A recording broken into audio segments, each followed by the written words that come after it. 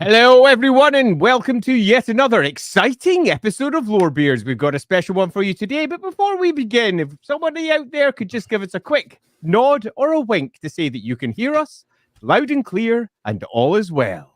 That'd be lovely. So if someone could drop a comment. Yeah, please, so we know we're not just in the abyss. All right, we've got the thumbs up. We're good. Superb. We're good. I am looking forward to this one.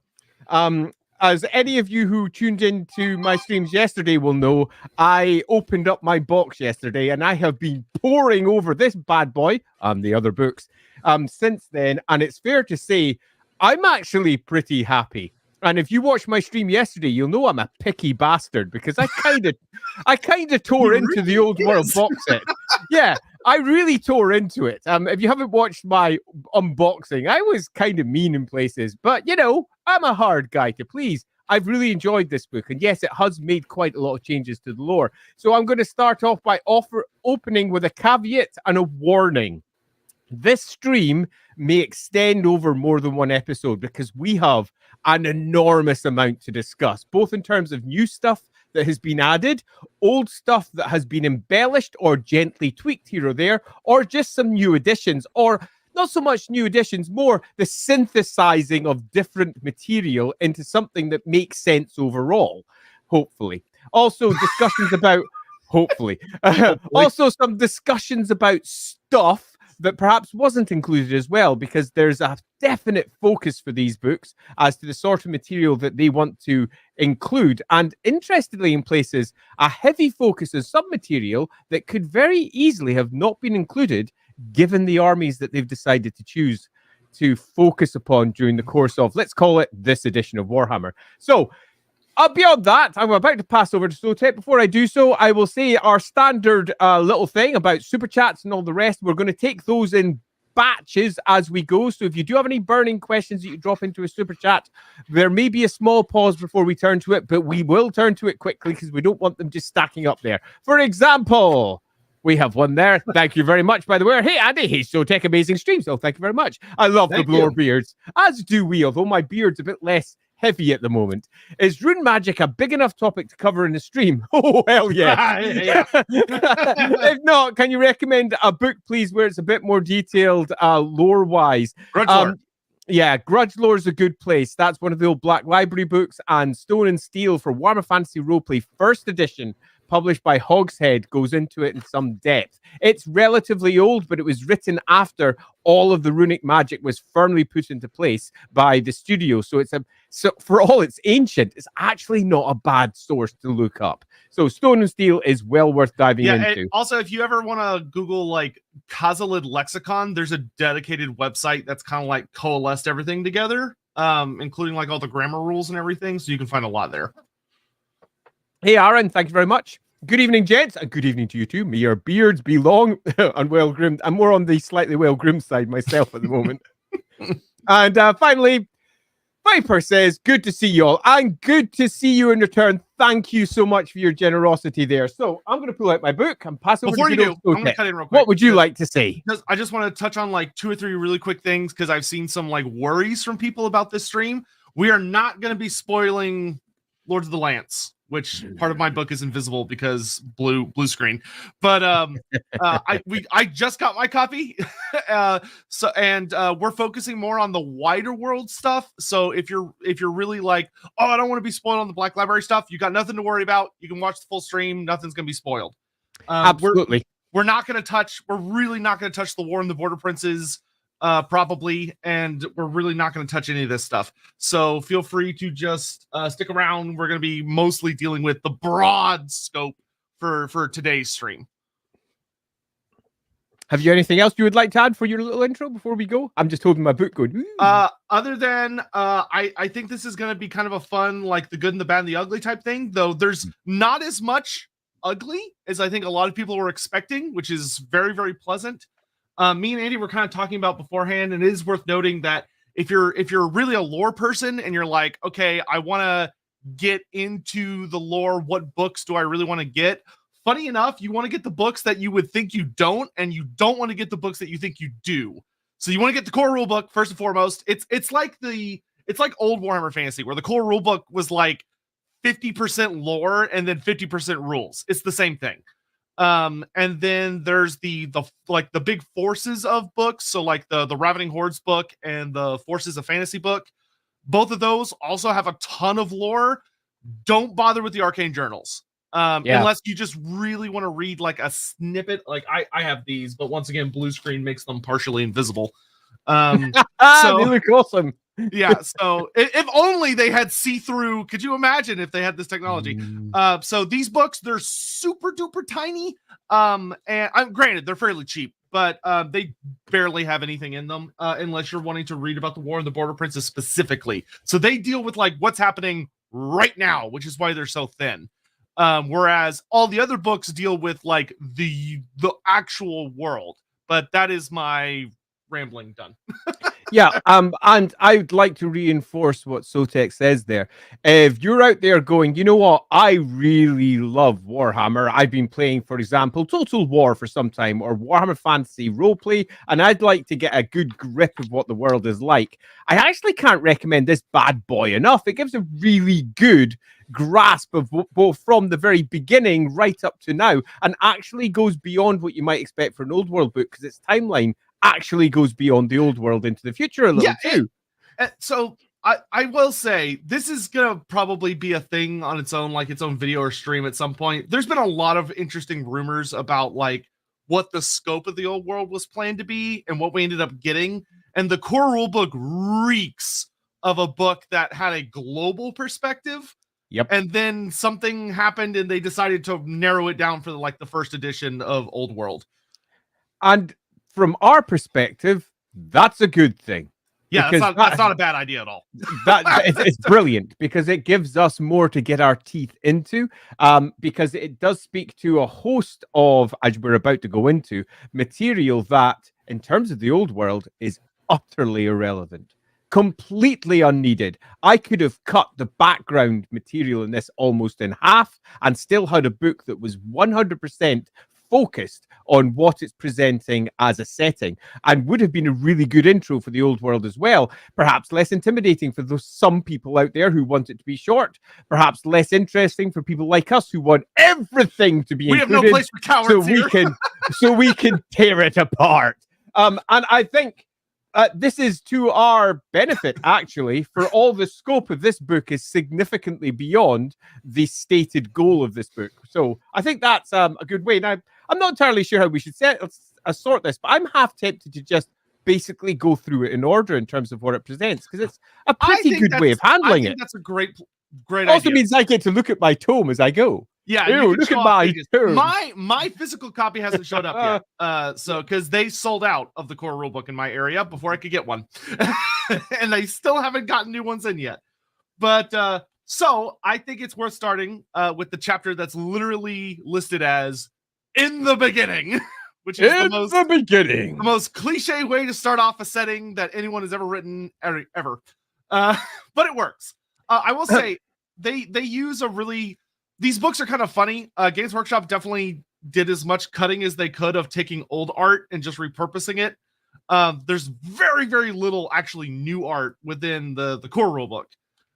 There is some new art, but a lot of it's interesting to read through and see what they kept and what they like. Some of it's transitioned to black and white that used to be in color, which was weird, but it does make for a pretty book. Before we begin, Luring Lion there is asking a question. What book is it you're talking about? It's this one. It's the core rulebook for Warhammer the Old World. It's the one that you both get inside the starter sets, and boy, do I have rants about those. Because and you can buy separately. If you're not looking to buy one of those two armies, buy it separately is my strong recommendation. How many Andy rants are we going to see today? Fewer than you might expect, and fewer than I expected. But when we go on to a potential part 2, because this book alone may take the entire stream, when we go into potential part 2, the rants are going to come in thick and fast. I can think of at least one rant that you'll see today, but I'll let it be a surprise. Oh yeah. Tamarkan must rise. Bring back Tamarkan. We'll see. Thank you very much for the chat. Super We do appreciate got it. another about 200 years before Tamacon really Yes, popped we up. do. So probably will be a while. Okay, Anywho, so okay, in the beginning, so I'll start off in the beginning. In the beginning, it's the time of dragons, and I really like that. It's something that has been discussed loosely in various paragraphs across various army lists and books in the past. But here it makes it very, very clear what they have decided is now before the old ones. And before the old ones is literally the time of dragons, where the dragons ruled the world, and many almost apocalyptically sized behemoths worked their way across the Warhammer world. It was a place of huge cyclopean creatures, terrible, massive things that burrowed under the earth or flew through the skies. And the dragons kind of ruled over them because they kicked ass and chewed gum. And you get the idea that they were probably by far the most sentient stroke powerful of the lot. Yeah, one of the things I do love that they really point out in this section, like they go out of their way to point out, is despite the fact that this is an age of dragons and behemoths and leviathans and gargants, they're intelligent species. Like it's not just like, oh, only the dragons are sentient. No, they go out of the way to say pretty much all of them are clever, ambitious, empire building monstrosities. That this was, it wasn't just a primordial world in the sense that they were a bunch of dumbass dinosaurs that were punching each other in big kaiju battles. No, there were big things happening. And you get that kind of implication of like, this is where you're going to see your Famir when they were more dominant, or your Fishmen, which are still a thing. We'll get into them later. Yay. And all of these other various races where your big reptilian races or your big super scary underground races are around. And they're not a lot of, they kind of go out of their way where there's not a lot of mammalian stuff. It's mostly just things that are super large. They do use the term gargant, which kind of leans into what the Cubicle 7 lore, where they talked about like the Sky Titans were a pre-existing race. This kind of seems to still support that. But I do like that they kind of explicitly try to draw out that the world is up to its own things. It wasn't just a land of random monsters. There are legitimate civilizations and empires way before the old ones show up. And they even kind of go out of their way to show how far away from the sun it was. They literally describe the sun as a cold and distant star compared to what it will become later.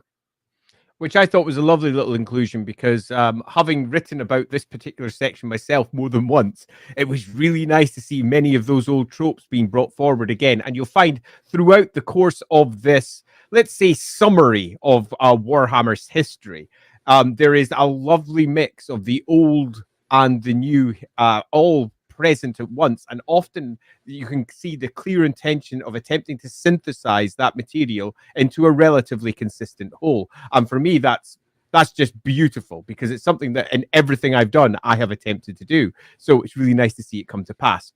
So after that, we obviously have the coming of the old ones themselves. Indeed, it's called the coming of the old ones. I don't know if you can see that right there. Good old coming of the old ones. And the coming of the old ones uses the good old silver ships phrase, which I do adore. They in silver ships they came, and they arrived because they saw that the Warhammer world was a fated place. It was, as it's referred to here, good. It could potentially be a place of destiny. And they arrive. The thing I find really interesting about this is that the thing this book does that initially I was like, I don't know how I feel about that, but I think I do like it, is they add a little, compared to the old lore, they actually add a lot of explanation to what the old ones were up to. And it plays into Age of Sigmar. Like they literally drop the quote of that the old ones see the world, and they literally say they see the seed of something unknown yet unknowable, with the promise of new realms and realities that might erupt from the destruction of this world, potentially.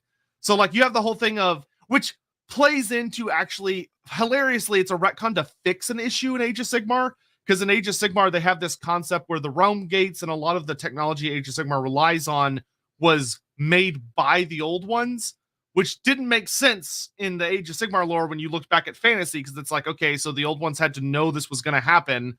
Otherwise, how is there old one crap everywhere that reacted to the world blowing up. And this Mhm. actually answers that, is that the old ones looked at it and were like, okay, we kind of know something may happen here. But the book, we'll get into it a little bit later, but the book does go out of its way. It's not saying that the old ones look at the world and know that everybody's going to die. They just know that this world is going to be important and that there are potential futures where they're preparing. It's kind of like the future site whenever we talk about like Kairos Fate Weaver, where you have a billion different options for how things might go. But with the old ones, you have a race that's preparing for as many of those billion potential realities as they possibly can. Yeah, well, so I actually read a little bit more into that one because I do like overreading this crap.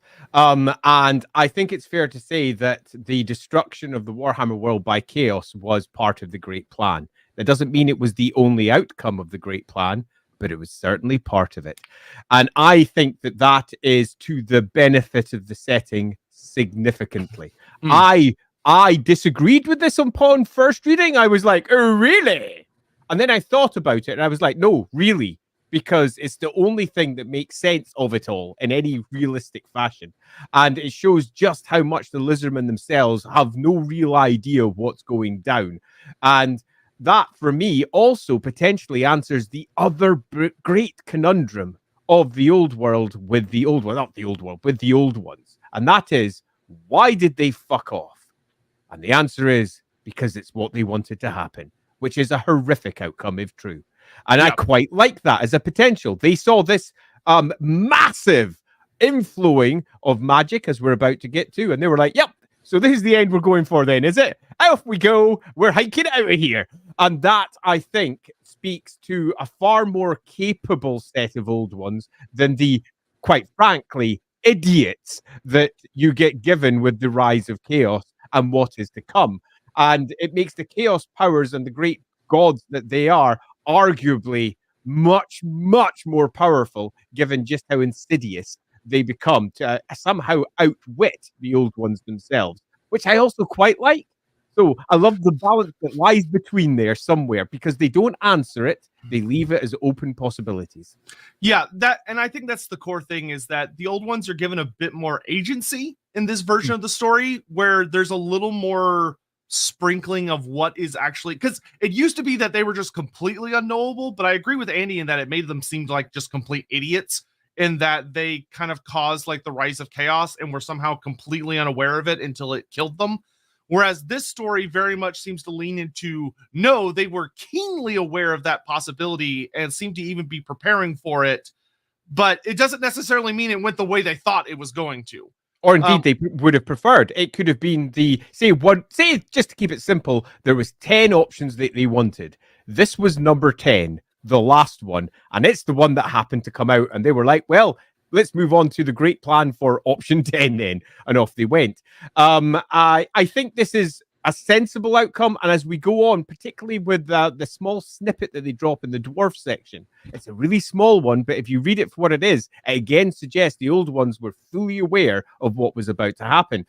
So when we get onto those, I think we've got a lot to discuss. And sadly, I'm going to call out what I said at the beginning of this stream. We're how many minutes in now? We're 20 minutes in. We're hit paragraph 2.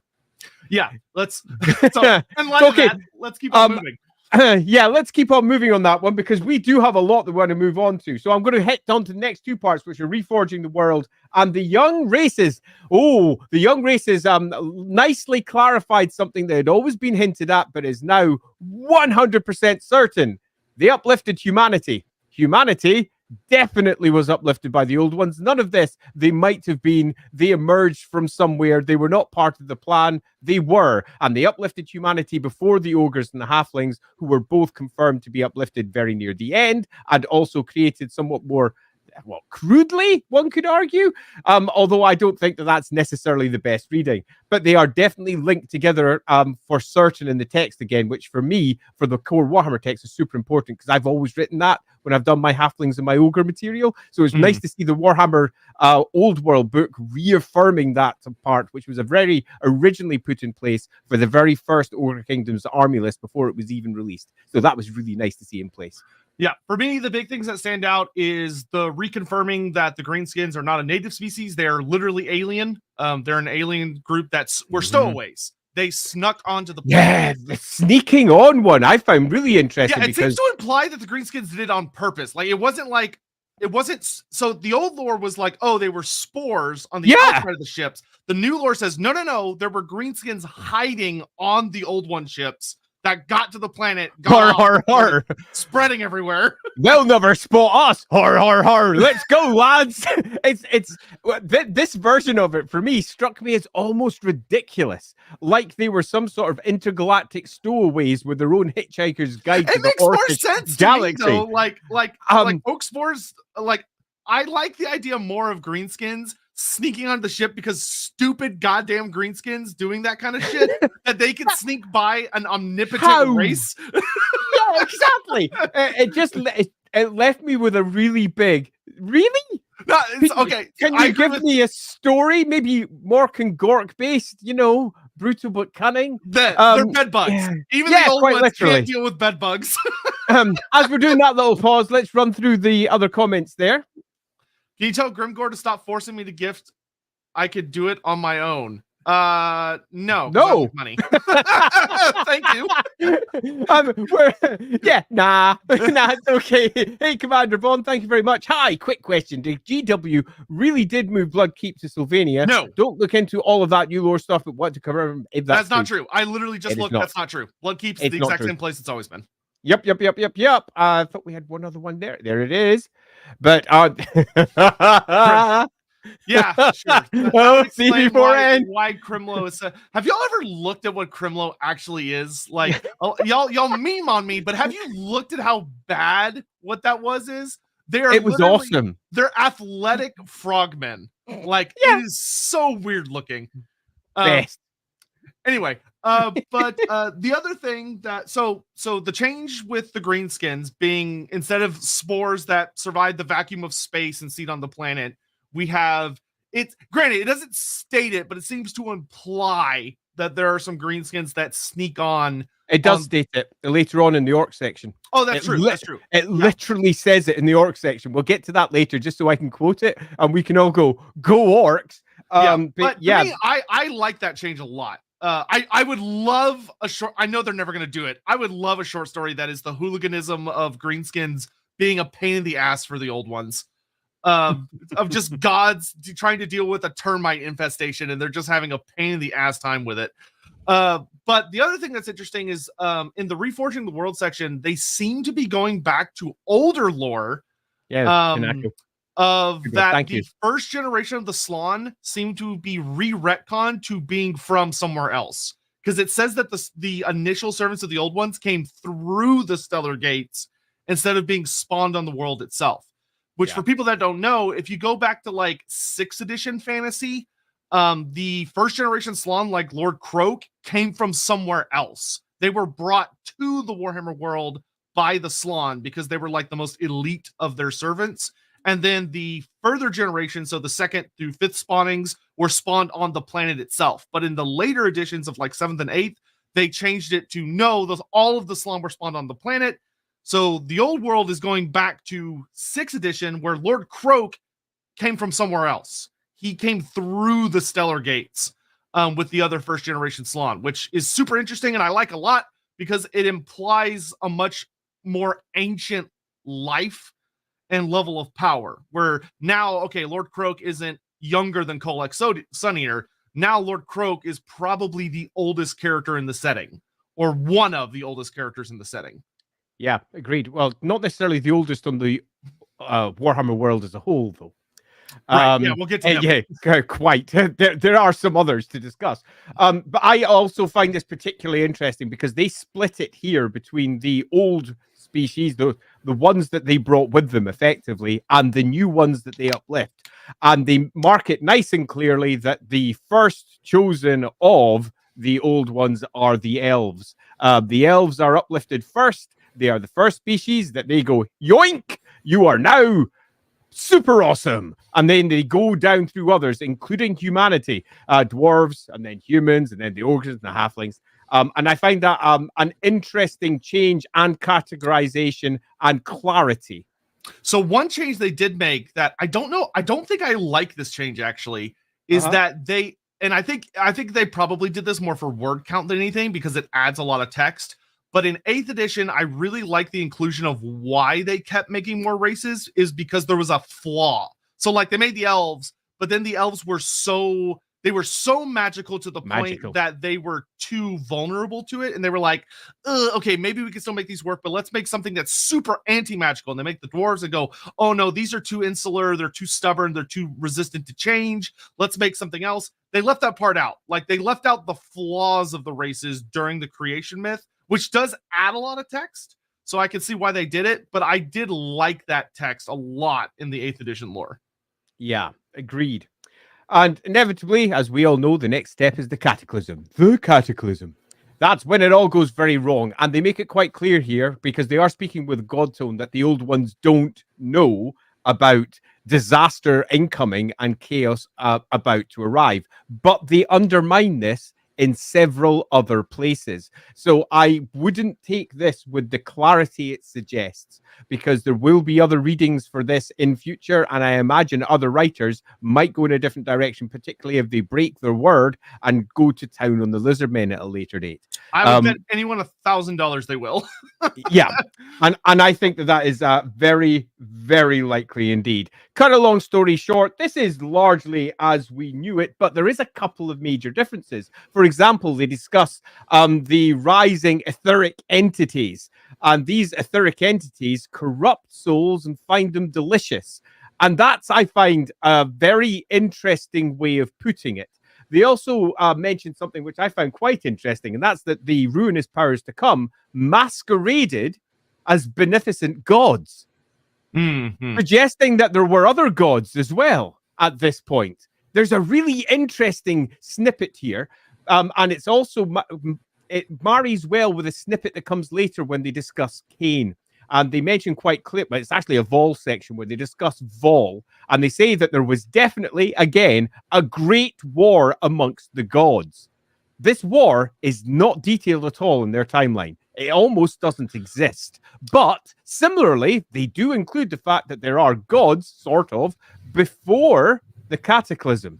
Yeah, I think that's actually really critical and something that old Warhammer Fantasy just failed utterly at, was trying to explain the concept of there were clearly gods and religions before the old ones died, which always kind of led to this confusing thing of everyone being like, okay, well, surely that was just the old ones. This goes out of its way to say, no, they're completely different entities. Completely different entities. And that, for me, fundamental.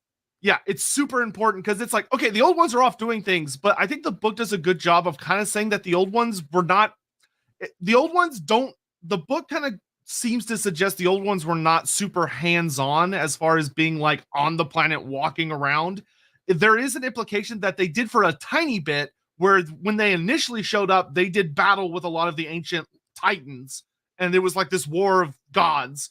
And we'll get into more of that later because there's a later chapter that deals with that explicitly. But but like Andy said, the thing that's really interesting is that I do like that they don't lean into the 40K-ification of fantasy of being like, oh, the 4 great powers already existed and were already big and whatever. Yep. It's very much given of this idea of that there were kind of nebulous things in the ether, but they started to get bigger and bigger and bigger. And as they got bigger, they started whispering into the world. And what I really like is they explicitly point out that they're whispering not only to the races we know, but they're also whispering to the older races that the old ones have displaced. So they're whispering to what would be the Dragon Ogres and the Famir. They point that out, which is really important. And I like that a lot, of establishing how some races were already Chaos aligned before Chaos even showed up. I'm also going to point out one piece that they mention, because it gets contradicted at other points, which is sadly the outcome of several points of this book, where they've got contradictory bits of lore sitting side by side. Would it be Warhammer if they didn't?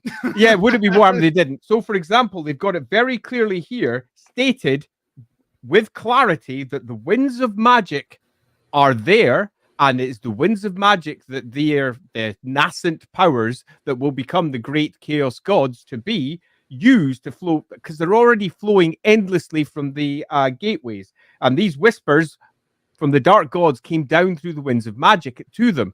Yet later on, when they discuss exactly what it was like before the formation of the vortex, there are no winds of magic. They make it exceedingly clear that it was impossible to perceive it, and it was the formation of the vortex that cracks magic as it's understood and causes the ribboning of the colors to spiral outwards. So we've already got a strong contradiction in the lore, and we're only on what, page 1, 2? Yeah, the magic section is super interesting. The only It thing really is. The only thing I could think they were trying to imply that maybe they goofed up is that, like, before the vortex, just the way, like, it almost seems to imply that there was only high magic. Like, high magic was the only form of magic that existed, so nobody could perceive it except for, like, the Salon and the Old Ones back then. But that still doesn't make a lot of sense with where we end up eventually. So the magic sections are a little weird. Yeah, so one way to interpret this would be that the fragmentation of the winds of magic is already beginning. That would be one way. Yeah. And it's those little subtle whispers that pardon me, it's those little strands that the subtle whispers of the ruinous powers to be are being carried along. Whatever the case is, and there is many ways to interpret this entire section, it's fair to say it's pretty new in terms of how they've presented it, and it does answer some of the questions that were posed by species like the dragon ogres. What were the ruinous powers doing before the cataclysm hit? And the answer is they were talking, because they liked what the old ones had created. It was like consider it like the great sun, and they're the moths that are getting closer and closer. Yeah, they want it. And they want to draw as close as possible, but they're not just moths, they're moths with giant, huge, hungry teeth, and they're desperate to take a massive bite out of it and eat it all. And in particular, I do really like the bit of making it very clear that it is upon mortal souls that are corrupted, which speaks massively to what happens to the elves, because we know just how tasty those elves are. That single line there suggests that all elves are by nature corrupted. And that's a fun conclusion to make from a single line in a book.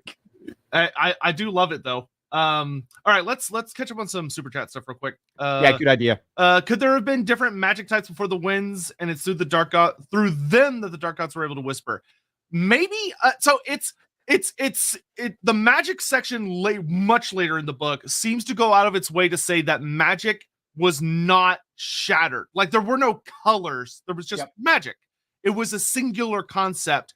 But then when the elves create the vortex, they fundamentally alter the laws of magic itself. Yeah, they make it quite clear what happens. We'll get onto it, because what they describe happening is massive, fundamental, and completely different, and speaks directly to the geomantic web. It was often hinted at, but they state it in black and white as to where the elves believe the winds of magic come from, and the process that the elves apparently went through as they went from high magic to far easier to manipulate color magic, and then back to high magic again, as they slowly but surely figured out how to draw it all together. We'll get there when we get there. But we'll get there. It's a fascinating change. Yeah. Aaron, Grimgor says he could beat those old gits. I'm sure Grimgor could. I'm sure he would. Grimgor should run around headbutting the old ones. Yep. Yeah, totally. Slangmaster, any new info on lesser known pre-01 races? Not a ton. Not really. There's a lot of new info on one really big pre-01 character, but we'll get to that. And maybe they were purple orcs. Ah, yes. The ever elusive. There's no such thing as purple orcs, because even if there were, you couldn't see them. All right. So, Coming of Chaos. This chapter for me was super fun. This chapter was super fun because, so like Andy said, despite the fact the lizardmen are not a playable race, in the big blue book, which is is going to be my official name for the core rule book. Big blue book. You would think the lizardmen are one of the main factions because they get a ton of focus for what's going on in the world. And this part is basically a lot of the old lore we all know and love. The polar gates explode. All of that magic coming into contact with reality creates warpstone. This seems to reinforce what we talked about during the Morslib stream, where all warpstone was created at one time. A lot of warp stone starts raining down on the planet. More Slib is created. Now, what's really cool. What I found quite interesting, just to mark out, just as you say, Morsleb was created. Morsleb is given as its name, not the name that the Empire uses. Oh yeah, it is Morsleb. And I found that super fascinating. The beloved of Mor. So what? Mor existed at this point, had to have. Morai Heg, perhaps for your elves, had to have. And indeed, if you go to the elves, definitely did. Totally did. But the name that we're going to use for Morsleb apparently is the name that the Empire uses in current times. It's a fascinating change to the lore because it makes zero sense. Yeah, and to be fair, it's probably just like a simplified answer to just be like, here's what you're going to call it when you're reading through this book and being introduced to it. But later on, they go out of their way whenever they use a term to explain it. For example, the Dawi, what the dwarves call themselves. In fact, they do it in multiple places where they take a term. So they don't just say, for example, the Chaos Moon, which later gets called Morsleb. For example, they say the Fauschlag, which later gets called Ulrichsburg. That is a really good point. That's actually really but they don't do that here. They just simply say it's fucking Morsleb and that's it. They perhaps didn't use that particular word. That maybe is my Scotland coming through. I'm sure if they do end up doing sidebars later on about Morsleb, they might catch themselves on that. But some other really interesting things about here. They talk about like the creation of beastmen and how like a lot of bad places go bad. They do a really good job with the beastmen, I will say, in this section of explaining how the beastmen we have now were not the beastmen that existed then. The beastmen we have now are actually many generations of breeding that kind of stabilized into a recognizable race. Whereas the beastmen of these ages were like fucking crazy, which I thought was really cool. Like they explicitly call that out, which is really fun. I particularly enjoyed this section as well because it makes it evidently clear that during the war, the coming of chaos, it's not just demons. Oh yeah, no. The world, but various editions in the past have attempted to claim that the first war was against demons only. And this was a retcon of the lore that had come before, where, for example, the first ever chosen was human, Morkar. And that lore got completely retconned, with Morkar being the ever chosen that faced off against Sigmar, which was quite a few thousand years after the first version of him popping on the scene. And in some respects, we're returning to the initial lore here, and by that I say we're not just dealing with demons during the coming of chaos, we're dealing with everybody that falls to chaos, and that will include all sorts of folk all over the world once the old ones hike it. Yeah, some other really interesting things. They keep the lore about how, you know, a billion demons instantly spawn, and then there's billions more. And the slot. One thing I thought was super cool is they actually upgrade what the Slann do in this book. Oh boy, do they! So in the OG lore, the Slann, pretty much a lot of the Slann, when chaos shows up, like they tear open reality at both polar gates.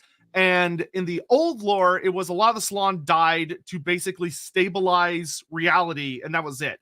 This book says, no, not only is reality destabilized, but the planet itself is hurled off of its axis. Because so if the Warhammer world's going around the sun, the implosion of the polar gates was so dramatic that the world goes hurtling off course. Like, no longer, gravity is no longer a force that's working on the Warhammer world from the sun. It's now just flying off into space. And the Slann grab the planet and they put it back on its rotation around the sun, which is crazy. Showing that their mastery of the world engines at this point are still in place. That the old first generation Slann before they're wiped out are proper powerful. Now, we've always known that, but having it written in black and white again is really nice. I really like that bit. I thought it was proper cool because often they minimize it to individual little battles rather than just talking about the overall events. And here it's about big events, not the individual battle. And for me, it was well worth it. Yeah, and I also love that that leans more into Andy's delightful lore of the planet having like a really specific place in the heavens. This heavily reinforces that. of the Slaughter like, no, it has to be on this 400-day cycle. Like it has to. And fixing that, which is great. The harmony of the spheres is important. They talk some about the geometric web and the fact that once most of the first generation Slaughter dead, the Lizardmen like barely understand anything that's left. Like they know the most rudimentary pieces of everything, but they're no longer capable. Which I do like that it points out that the first generation Slaawn seem to have been capable of interstellar travel. But without the first generation Slaawn, it's no longer possible. The second generation Slaawn and Beneath don't know how to do all this crazy ass shit that the older ones could. For me, that was particularly important and cool to see in practice because just to go a complete aside, when I was building the Pass of the Old Ones adventure with Gav Thorpe, it was basically drawing upon exactly that piece of lore, and it was really nice to see it be re-emerging and being consolidated there. We were like, yes! Well, I was like, yes, great to see that there. We were on the right path back then when we were writing that. So yeah, awesome. All right, we're going to do one more paragraph chapter thing, and then we'll hit Super Chats again. So the War Against Chaos, just to wrap up some Lizardman stuff. Yep. So the War Against Chaos is pretty straightforward overall. It basically reinforces, which I'm really glad they kept this, the lore from the 8th edition, 7th edition Demons book, which basically is that the leak. Now, granted, like Andy said, it's not just demons. It's demons, beastmen, mortal corrupted humans, the ancient races that the old ones chased into the depths of the earth are now all re-emerging, and it keeps the lore of that the Lizardmen are come out and are fighting a war the likes of which will never be seen again. Of that you have like billions versus billions over continents waging wars against one another in these titanic battles that last for centuries, which is great because it makes the Lizardmen feel like a race that was as big as they should have been to be proper custodians of an entire planet. Now, they get reduced significantly, but I'm really glad that they kept that, even though they do a really nice job of tying it in to what the other races are doing, which is probably the biggest upgrade of the book for me, is that they take like the dwarf, elf, and lizardman chaos wars. And also human, because they speak to what's happening over in Cathay. Oh, yeah, that's true. Yeah. Yeah, indeed. So you could argue that humanity is being mentioned here in a couple of places too. I'd like to reinforce that I really like the synthesization of the different backgrounds. We're about to move on to that as well, so that all of them have their importance put front and center. I wasn't happy with an aspect of that, as we'll get on to, but it's more of a lack of inclusion rather than the inclusion, so to speak. It would have been nice to have just a sentence or two to other things going on in the world, because there's other places and other species that we know they may at some point detail. And it would have been lovely if they'd just done a little bit more on that. But broadly speaking, love this entire little bit because it very much consolidates that the Lizardmen, to use that umbrella term for the Slan et al., were awesome. Truly, indescribably awesome. What comes after for the Lizardmen is a shattered hellscape of what it was before. But at this point, they're at their peak, and that peak is not just impressive, it's extraordinary. Now, chaos will pretty much annihilate everything that the Lizardmen were, but that doesn't change the fact that what they were was effectively akin to gods, and that's pretty awesome. Yep, and they do a good job in this chapter of explaining how the Lizardmen fall, which keeps with the old lore that basically the magical dominant shifts, where the Slaawn were really, really good at using the magic that was around before chaos, where it was very stable and seemed to have different properties. But as it got more chaotic and it became more dark magic instead of high magic, essentially, that chaos started to... The Slaawn couldn't control it as well, and the demons were literally made out of it, so they could control it better. As magic dominance shifted, so did the course of the war. It's also worth making clear that the remnants of the Lizardmen, most of them die. I mean, that's another massive... I mean, it makes it quite clear. Hundreds of the Slan are dying. It's horrendous, the casualties that they are suffering. And the most powerful of them are doing everything in their power, not just to stabilize the world, but to try and bring, let's call it, peace back to the world, some form of stability and order again. They're very much a force of order. It is not going well. And And it's really, really hard. And what's left of them is almost nothing. And that's another good reason why they fell. But I think it's also worth noting for those of us looking for the gods out there that we do know that the Slan temples are also dedicated to various gods, and they existed at this point. So we know the gods are about. It's just it doesn't get covered here. Yep. Aaron, would Morgur have been around during the Cataclysm? Really hard to say. Morgur. So I don't know what Morgur's going to turn into in the old world. In AOS, he's become an even bigger god than he already was in fantasy. But when he shows up is anybody's guess. So I expect when a Beastman Arcane Journal comes out, Morgur very well could be a playable character. And if he is, then we'll get more details then. But for right now, yeah. Oh my holy Sigmar, it's Andy Law, one of the lead singers of 500 Miles by the Proclaimers. I would walk 500 miles and I would walk 500 more. Yeah, that was me. I think Craig and Charlie are doing great. Yeah, they are. Mandatis, as someone who got into the lore of Warhammer Fantasy a decade ago, I love all of this so far. Absolutely magnificent. Thanks. We've only made it through about 6 paragraphs so far. Hammond, we're almost an hour I would just like to say before the stream, I said, we might end up having to split the stream up into a few. Yeah. Hammond, Lizardman Custodians, you say, gives me an idea for Kit Bash 40k/fantasy army I'll call Lizardus Custodes. Haha. That being said, I have seen some very fucking cool Lizardman 40k hybrid. Like they've taken Lizardman and just taken their old one tech and like expanded it over their bodies. It looks very cool from artist renditions. Jonathan Scott, what makes the later generations of Slan less powerful? Is it a skill/knowledge issue, or is it more like making a copy on a copy on a copy machine? It's mostly age and experience. Think of it this way. Lord Croak and the first generation Slan are so ancient that they traveled to the world with the old ones. They hung out in the presence of the old ones. They talked to the old ones, and they knew how to do all their things. The second generation Slan, if the lore sticks with what it used to be, never meet the old ones. Like Lord Mazdamundi, who is the oldest living second generation Slan, has never seen an old one. He's never spoken to one of them. He knows of them, but he doesn't know them. Lord Croak literally took like lessons on magic from at least 2 old ones and seemed to know them intimately.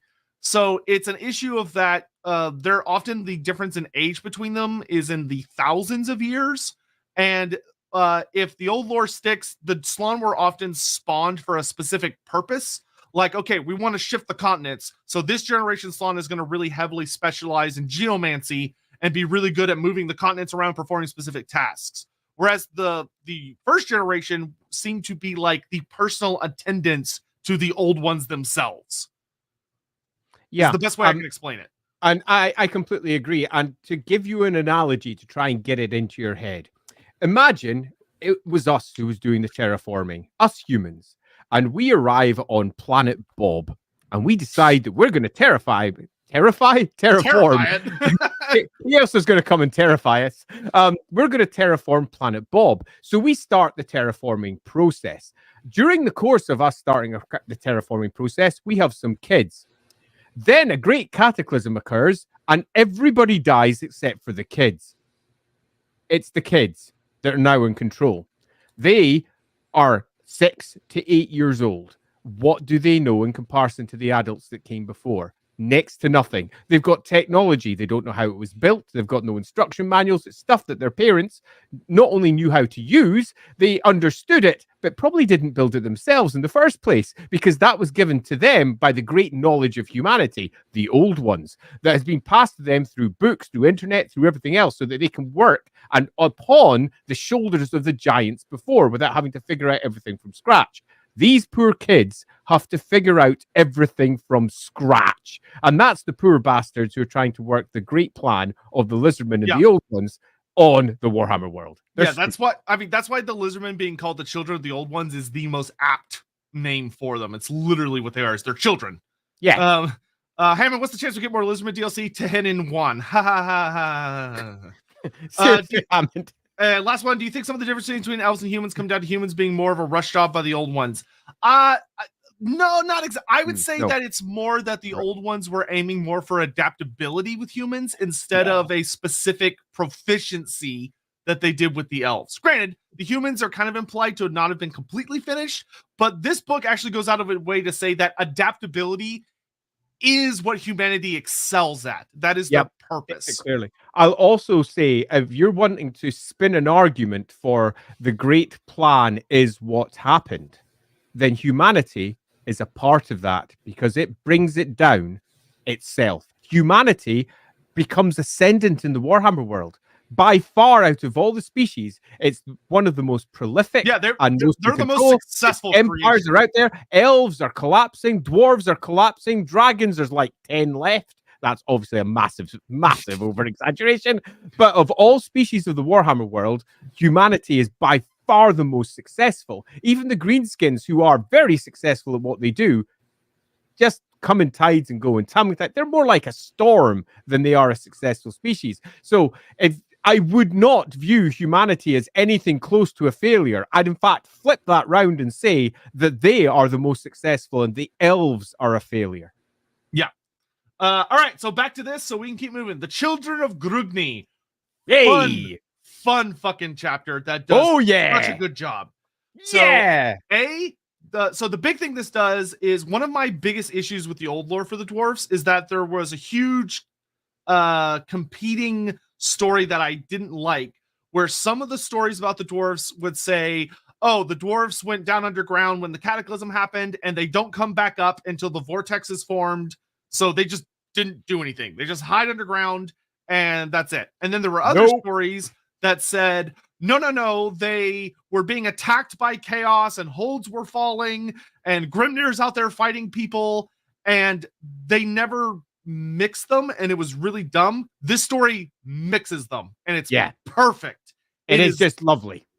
And this story actually does a really good job of being another one of those moments where it seems like the old ones knew what was going to happen to an extent, because Grugni knew what was going to happen.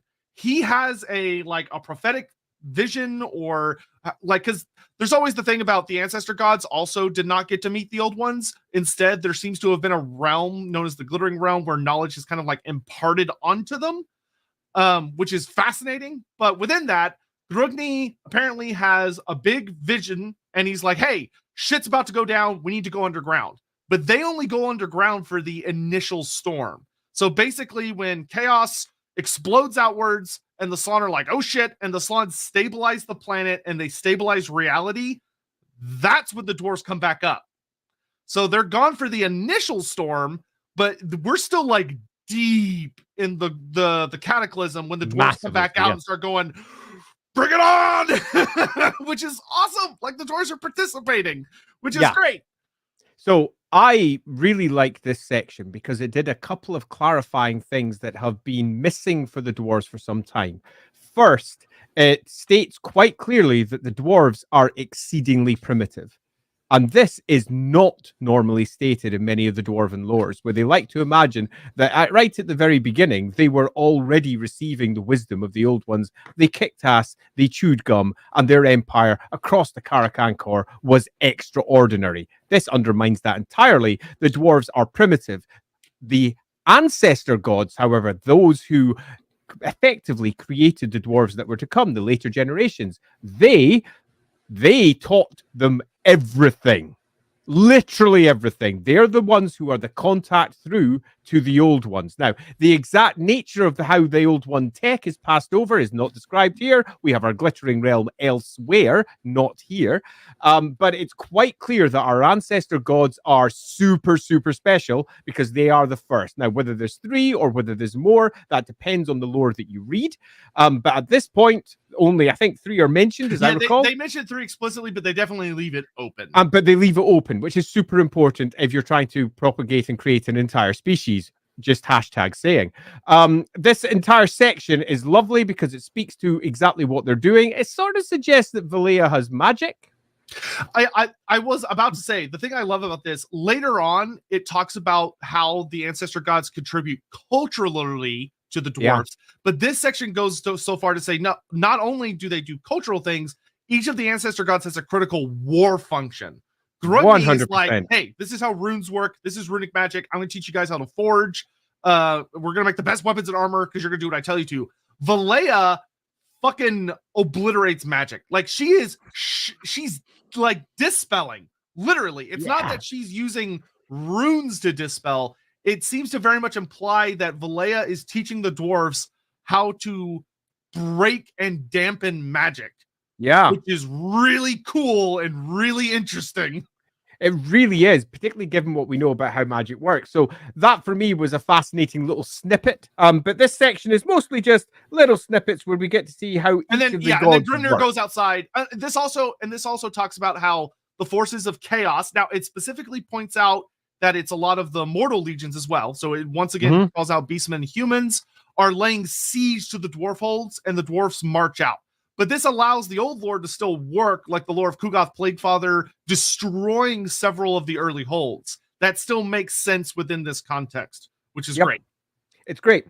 It's much like all the snippets that we're moving through here. They're tightly written because they don't have necessarily a lot of space. And what they've chosen to focus on is, in most cases, clarifying points on top of the existing lore. Now, if you know the lore already, you tend to fill in all the gaps that lie between that they've offered. But for the bits that don't make sense, they just drop a quick sentence to say, and this is what happened here, and this is what happened there. And I think this is a fine example of showing how the dwarves were not absent, how the dwarves played a large part, a larger part as it's about to come. Yeah, it's also fun that it seems to imply the dwarves are expanding during the cataclysm, which is cool. Well, note one other thing, because I do want to reinforce what Sotek opened with. It's very clear that the ancestor gods knew that the cataclysm was coming, which in turn makes it very clear to me that the old ones knew the cataclysm was coming. And that, for the story of the Warhammer world, is exceedingly important because it changes the nature. For all the old ones may not have seen the horror of what would unfold when it came, they were aware of it coming, and the dwarves were sent underground as part of their, let's say, response to what was about to occur. And that very much came from the ancestor gods, who in turn were empowered, as we know, through the glittering realm by the old ones. Yeah, but let's keep it hoofing here. The Chosen of Ashur. Ah, yes. Yes. Which I find... oh, you go. Oh, yeah. So what's interesting in this section is that this section is pretty scant on the details. They go heavier on the elf lore a little later.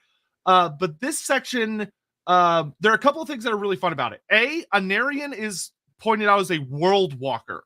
Anarian travels the world during the cataclysm, which is really interesting. Like, it seems to almost imply he wasn't there in Ulthuan when it started, but he makes his way back to Ulthuan over the course of the war before he becomes the Phoenix King, which is fascinating.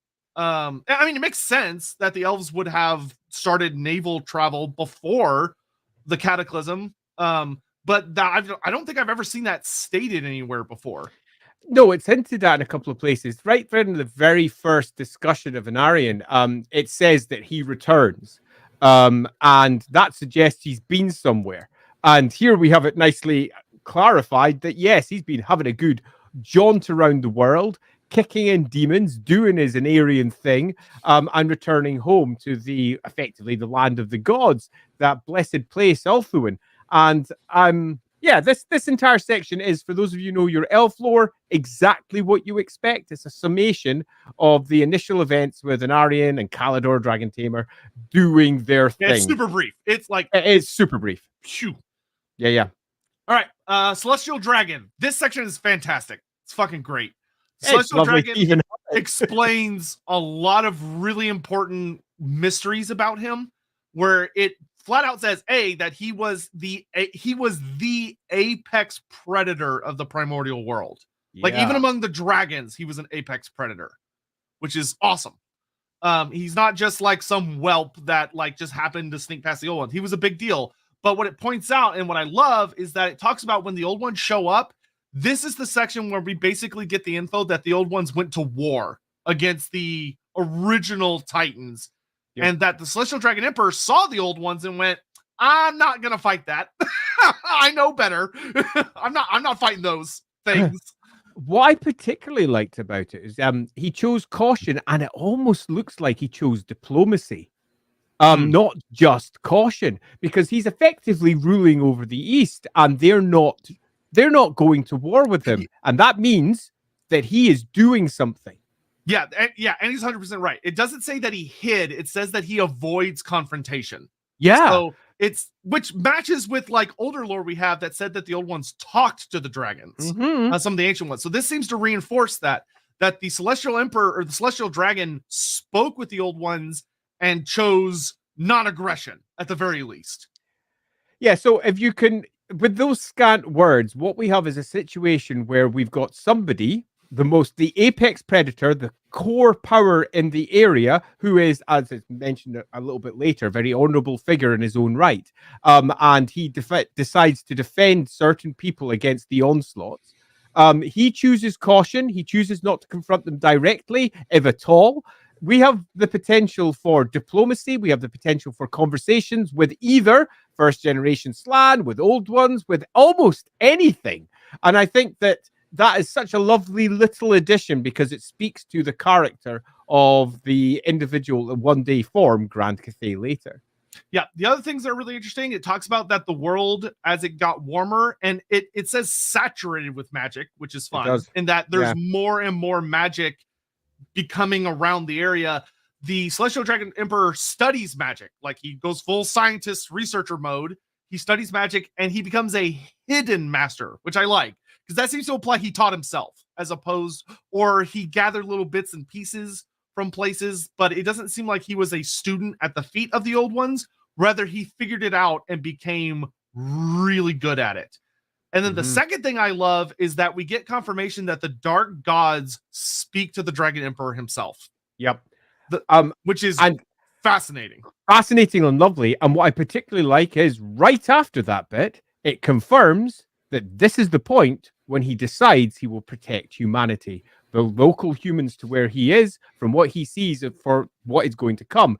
Grand Cathay's founding is arguably, the cataclysm, because he is already seeing the whispers coming at him, and he's going, yeah, no, I don't like this. And he looks around him and he sees the honorable humans that live in his area, and he's like, I have to protect these people. I am going to take to the lead in this particular area, and does. And that is, I think, again, something relatively fundamental. We have the beginnings of Cathay, the beginnings of our first human empire, so to speak, with a dragon at the top, regardless of how you view it.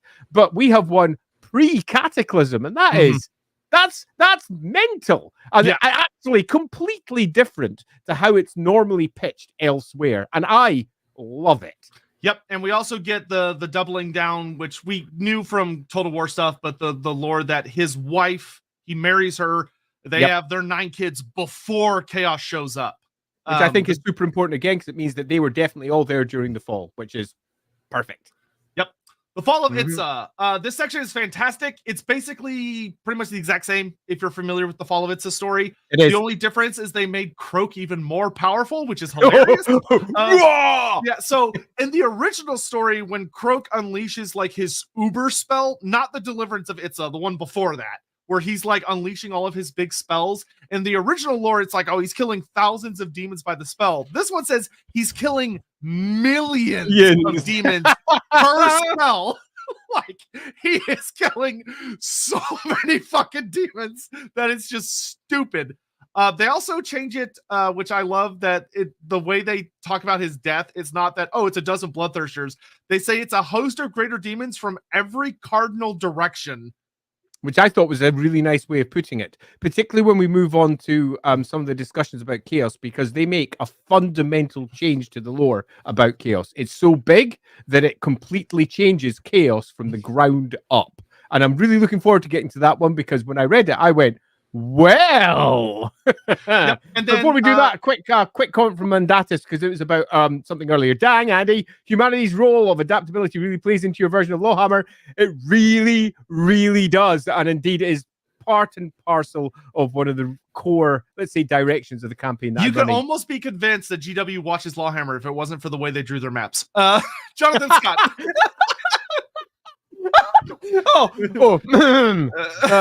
Yeah. Don't forget Grognar, the ancestor god of old lore and past editions. He's why the dwarves are convinced everything was better in the old days. We've got a few others there as well. Oh, we've got one there from. I Were you just getting to it? Sorry. Yeah. I do love the Dawi origin story and its validation implications. The Dark Yeah. Father must despise beloved Valea even more than directly opposition. Yes, Agreed. that actually opens up some really fun concepts. Did Lord Croak meet the Dragon Emperor? Maybe. Very It's possibly. possible. Because the Dragon Emperor exists. The Dragon Emperor is powerful. The Dragon Emperor is also slumbering. They mentioned that multiple times, at least once. So often quite sleepy at this point. But throughout the course of that sleep is mastering all of the magics that are flooding the world. And there is no doubt that the Old Ones et al. Are aware of him. So yeah, I think not even this. Yeah, there's no way totally. he didn't meet somebody. Croak is a power metal guitar solo made manifest. Hell yeah, he is. Yeah, he is. The fall of Itza, Lord Krokenheimer. Yeah. Okay, so we're gonna skip past that. The only other thing I'll note, and we'll come back to this, but the thing that's fucking bonkers is Lord Croak gets a huge update where they match him to his AOS version, which is to say that in the old lore, Lord Croak, when he dies, they basically talk about that his spirit is a teeny tiny shadow of his former self that can only cast echoes of his original spell, but that's all he's capable of. This completely retcons that, where it says after Lord Croak casts the Deliverance of Itza, he immediately begins creating a new spell, which is going to have a huge ramification later. It takes him over 10 years to cast it. So this AOS Croak is now just Lord Croak, where he is capable of casting other forms of magic and seems fully sentient and aware and active despite the fact he's dead, which is a massive change for the character. Huge change. I would argue that Lord Croak now is almost exactly the character that they hinted at but never achieved, nailed down with Age of Sigmar and said, actually, this is what we should have done. And they've gone, you know what? We agree. This is what he's going to be. And I am definitely not against that because it very clearly shows what the first generation Slann are. It does also leave a bit of a gaping hole concerning the other first generation Slann, and I think that that's a gaping hole that could be filled with something at some point. Yeah, it actually would be a lot of fun. They also include a side section on the Relic Priest here, which is fun, and it confirms that a lot of Slann become Relic Priests, but not all. Like Andy said, it seems like almost none of the other first generation Slann become Relic Priests, which is really interesting. All right, the Wrath of Grimnir. This section is so good. It's so good. So we kind of had little bits about all of this, but this is great. This takes from the old Elf book, which talks about how the Kaldor Dragon Tamer meets Grimnir, and then it also takes from the old Demon books that talk about Grimnir fighting them, and it takes from the old Dwarf books talking about Grimnir going north and why he does it, and coalesces it into one story. And it's fucking awesome. Yep. I'm basically, because you need to go read these things, the Wrath of Grimnir section consolidates Grimnir's character firmly, consolidates the cult of the Slayer as well, and why they do what they do, because they are emulating Grimnir. If you go back to our Slayer vid, we had a big chat about this, and much of what we were discussing there was hinted at and sort of said in the lower multiple places. Here it pretty much states it very cleanly. Yeah, this is probably one of the best upgrades in the entire book, lore-wise, is the Wrath of Grimnir, because it explains where Slayers come from and why Grimnir was one. Because that was the biggest thing we talked about in the Slayer stream, is that Grimnir it's like we hypothesized, and I'm glad that what we hypothesized kind of turned out accurate, which is the idea that he is a true Slayer. He seeks doom because he feels fucking awful. Yeah, I mean, what has happened to the world, in many respects, he views as his fault. It's his shame. He takes that on board. He becomes the first Slayer, and all dwarf Slayers after that emulate him because the ancestor gods are not just to be emulated. They are almost symbols of dwarven perfection. And if you achieve a similar endpoint as poor old broken Grimnir, then you follow in his footsteps. He has the answer for you. Yeah, it does such a good job of painting what the kind of the beautiful problem of dwarves being like they can have a really bad savior complex. Not in the sense of, oh, we're better than everyone else, but we're responsible for the fact we couldn't do the impossible. Which is great. I fucking love that for Grimnir. this does a great job. Like Andy said, I wish we could spend more time on it, but we kind of have to keep moving. But it's amazing. It does a great job of showing Grugny and Valea grossly disagree with what he's doing. Yep. And are like deeply horrified, which does a great job of showing how regular dwarves feel about slayers. Yeah, absolutely. And it speaks to everything because the ancestor gods are to be emulated, which means that the other dwarves do that when others take on the oath of the slayer. They are emulating Valea. They are emulating their ancestor gods. And that's perfect. The whole thing basically sets up the cult of the Slayer beautifully in exactly the way that we discussed it during the Slayer stream, but with a nice clarity that just didn't exist before. Love it. All right, and then next section, or no, we'll do 2 more chapters, then we'll check on Super Chats again. So next is the Great Undertaking, which focuses on the elves finale. Elves again. So this one is pretty good. What you'd expect. Yeah, it doesn't really add anything. It's the fall of Anarion, the death of Astariel, the disappearance of the 2. I will say something we'll talk about a little later in this book that's really weird is not weird, but interesting is that a lot of the Wood Elf involvements in the lore are kept very vague and mysterious deliberately. Yeah. Where in this part, it doesn't point out that Durthu saves the 2 kids. It leaves it vague. But when we get onto the Wood Elf section later, the Wood Elf section is very teeny tiny. And it's very vague on purpose, which is weird. And I'm wondering what the goal is there. There seems to be through this actually that loose feeling that Wood Elves were not intended to be forced that they were going to focus on in the same way that the Skaven really are barely mentioned throughout this book as well, because they're clearly not a force that they intend to focus upon. And you kind of get that feeling with the Wood Elves. I would also like to pull out one part from the Great Undertaking, which I think is fundamental because it gets riffed upon later as well. So this isn't just something they're dropping in and saying, well, that's a nice little sentence, let's move on from. And that's the fact that they make it super clear that the elves did not construct the Great Waystone Network alone. They built it upon existing geomantic tech. Now, they'd long been said in various corners, and it had long been said outside of elven sources. But here it's made it nice and clear that the elves riffed on other people's stuff to do the job that they need to do. They used the geomantic web to effectively wipe magic out from the world, and so that the demons could no longer exist in the way that they were before. So much more sense, and does of course it does, because like the old lore was so weird of like the elves are on the brink of annihilation, and yet they somehow have 20 years or whatever to build a global network of waystones. Yeah. Like what the fuck? So yeah, they literally co-op. I not only love this, I used this as a major plot point in my game. So when it's come up, it's like, wow, look at that. That's a thing I did. Particularly given the stream that we literally just had. And when I read that yesterday night, I was like, holy shit balls. That's what I've done. So I couldn't love that little inclusion more. Yep. Yeah. And they do a good job of keeping Anarian story the way it should, where it's very clear that Anarian is unstoppable, but he can't be everywhere at once, and he is going insane.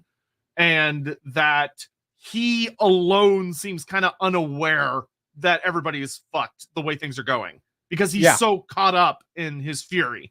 He's also so caught up in his victories, which is something that in terms of his psychology, it's worth noting, in that wherever he goes, he kicks ass and chews gum. So in many respects, it doesn't look as bleak to him as it does to others, for all he's become a somewhat dark and brooding figure in comparison to what he may have been when he was younger. So yeah, it does a nice job of it reinforces our reinforcing all stream. Of that.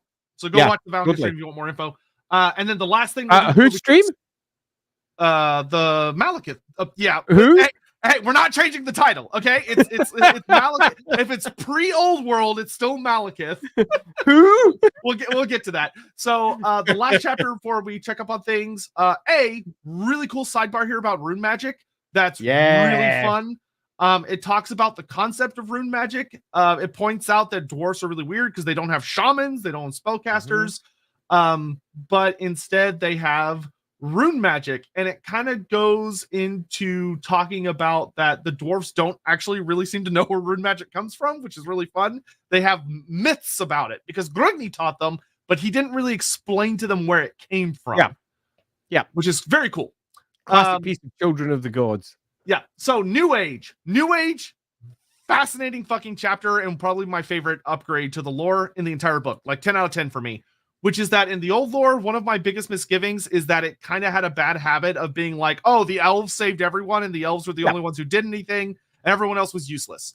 This goes out of its way to say, no, everybody else played a role.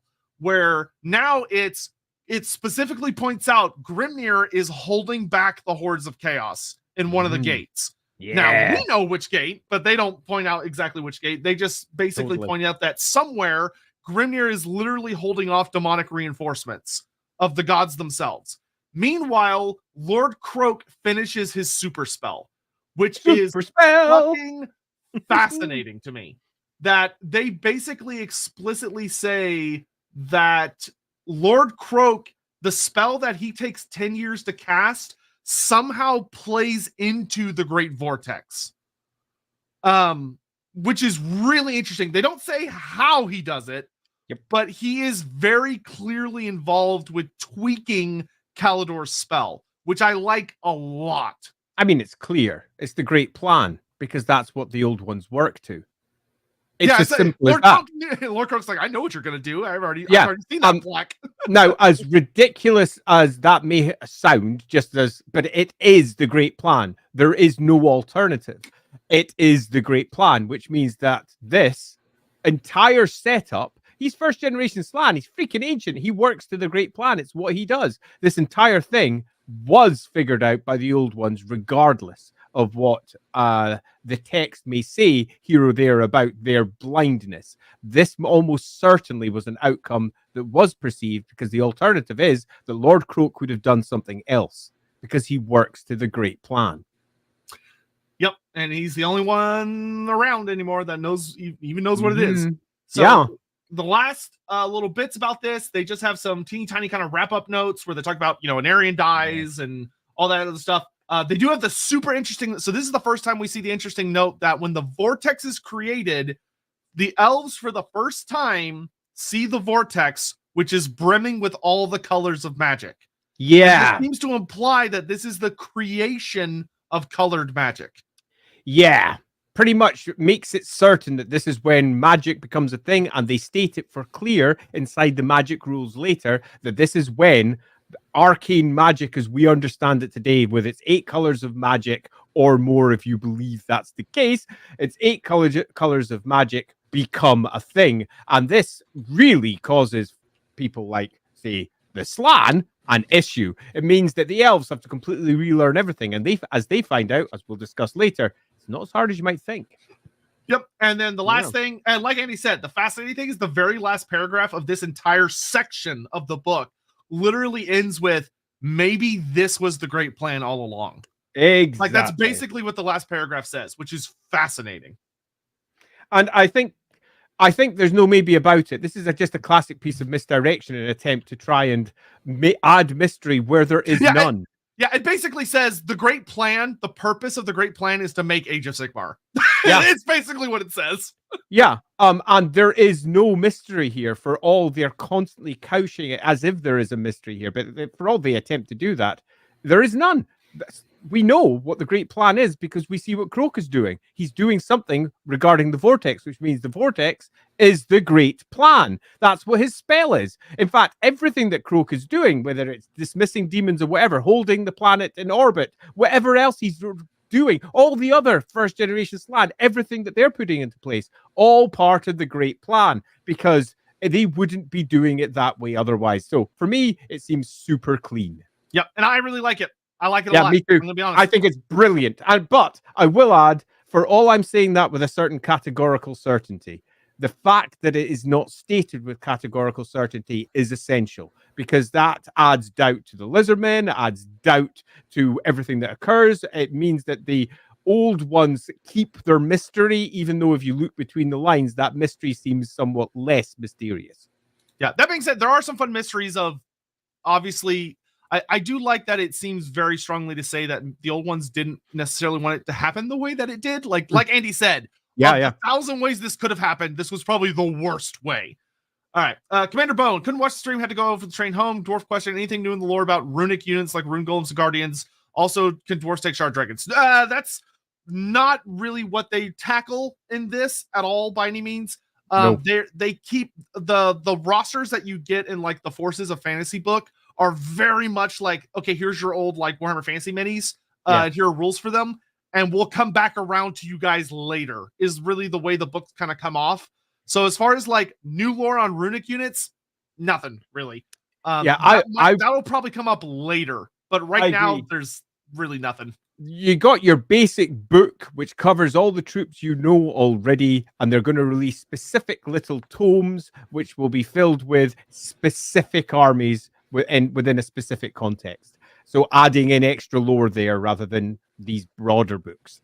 Yeah. So check back later when dwarves go. I think they've already confirmed greenskins are next. I think dwarves are after that, if the rumors I've heard are true.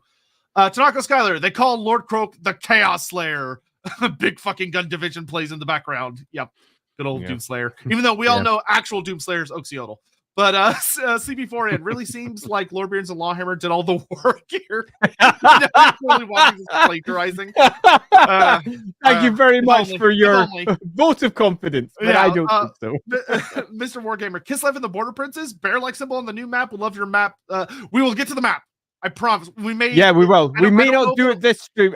Given where we are, we must be about an hour. Oh, Christ, look how far in we are already. We won't get to it in this stream. We are getting to the map though, because I have so much to say.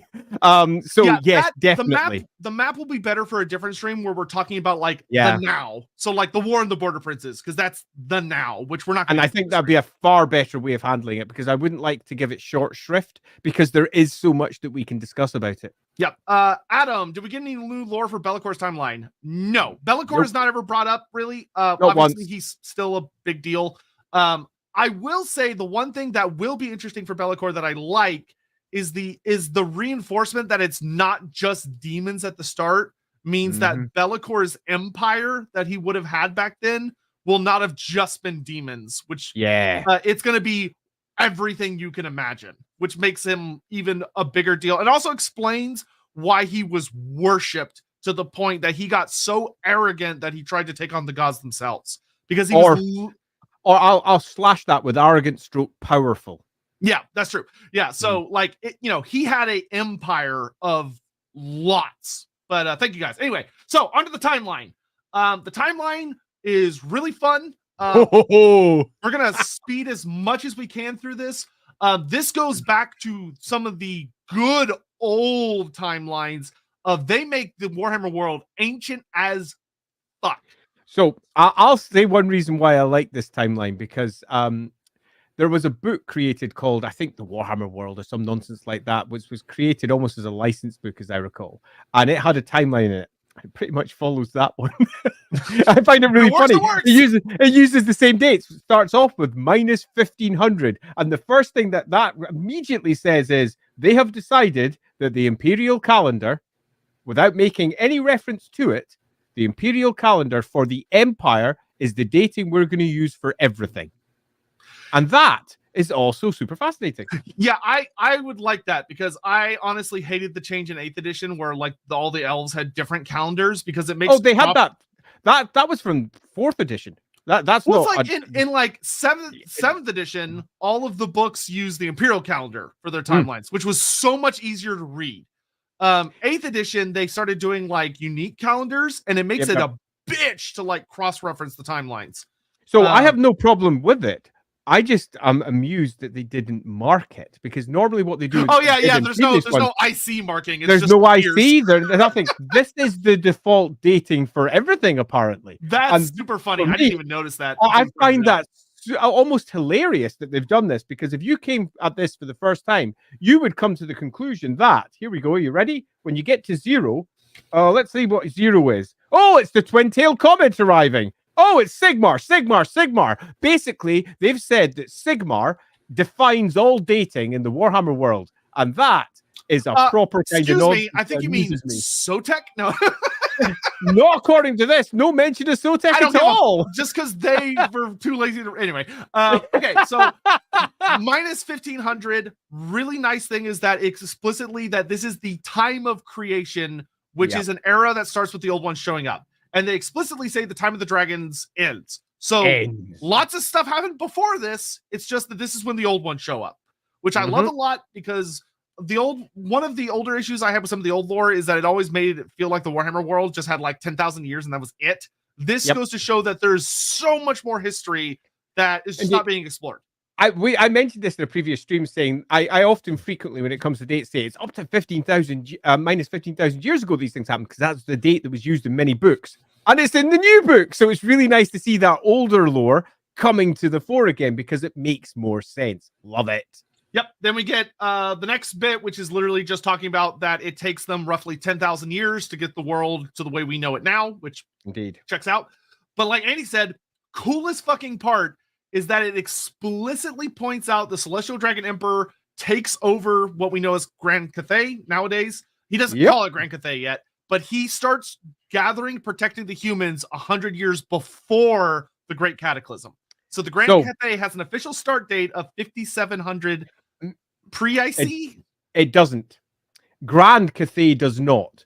The Celestial Dragon ruling what will become Grand Cathay, because later on you'll find Grand Cathay gets a start date. Oh, that's right. That's right. He doesn't give later on in the timeline. Okay, but we have it clearly stated that the first rise of a human empire is 100 years before the Cataclysm.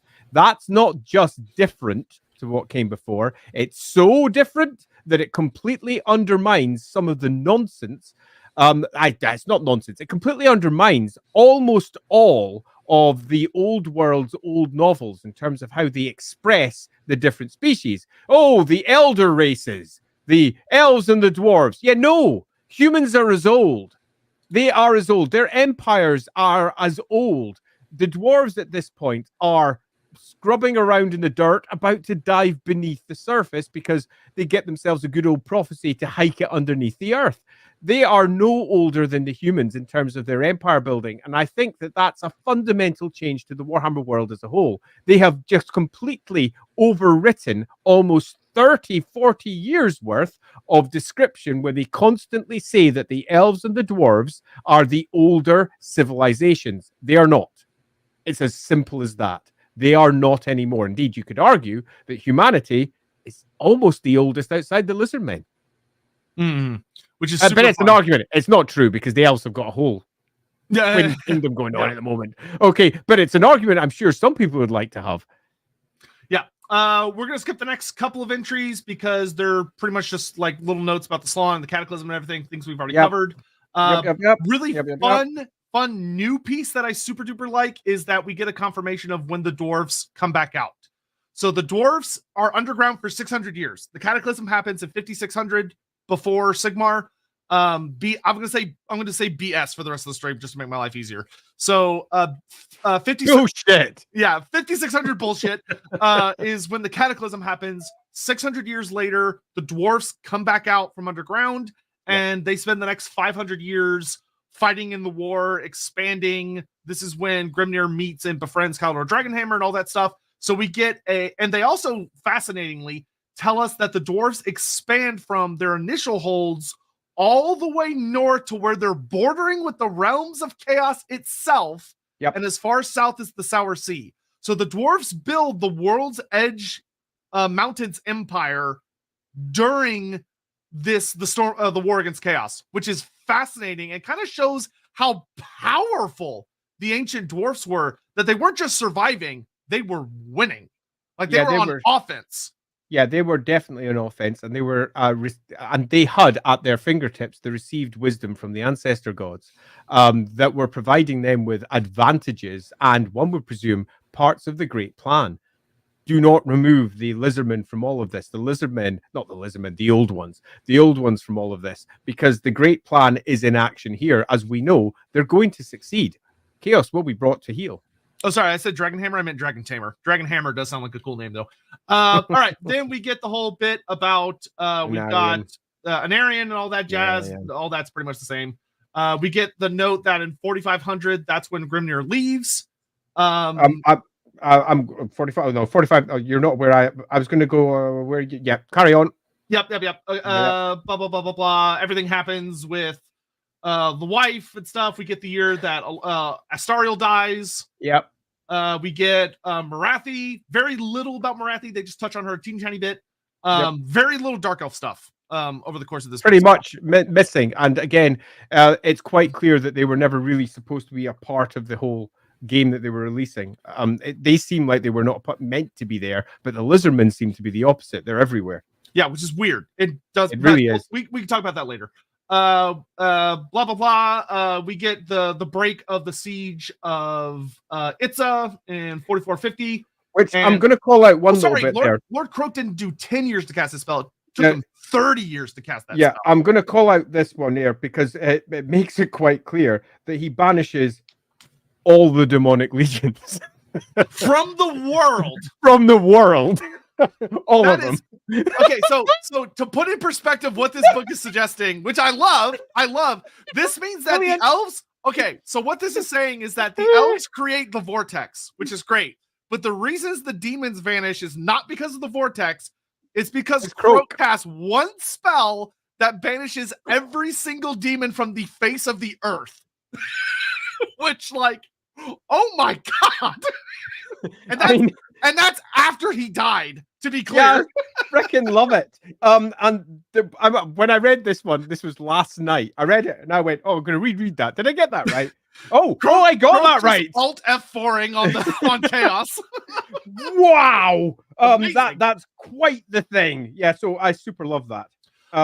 Also, another really fun thing for those of us that are following Total War stuff, and this points out that a lore story wrote for Total War is just wrong, which is funny. Is that the 4420 entry BS, it talks about that all 9 of the dragon children survived the war against chaos. It explicitly states that all 9 kids survive. We know this, that one out.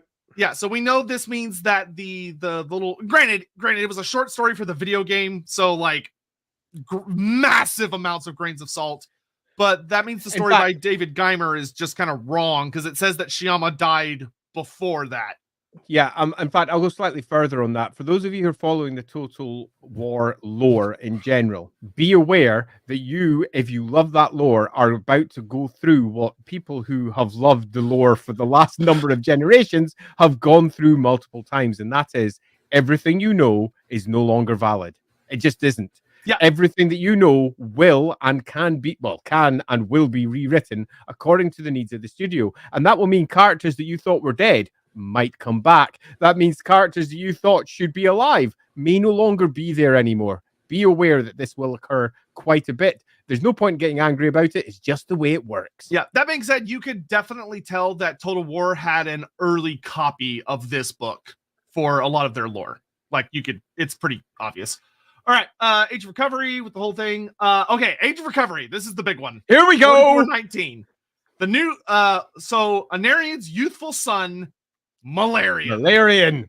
So it is official. Also, we get confirmation that Morellian is about 50 years old when his dad died, which is cool. We get a year on it because they point out when he's born, which is in 4460, right?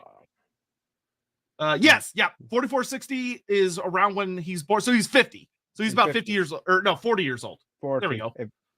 He's 30. He's in his 30s to 40s. 40s, yeah. Okay, so he's super young. I mean, super young. He's like teenager at this point. Which makes sense. That, like that adds up and would explain why he was passed over in a lot of ways. But anyway, so Malarian. I'm going to be honest, I don't really give a fuck about this change. Like, to me, it felt super inevitable. The name Malekith, I always felt like was doomed. Right, so I'm going to give my opinion, which in no way differs. It literally makes no difference. The name that we have grown used to over the course of the last, when did the High Elf of 1995, somewhere around there? Something like that. So we're talking the last 30 years, was doomed. It was doomed because it was a rip of copyrighted material.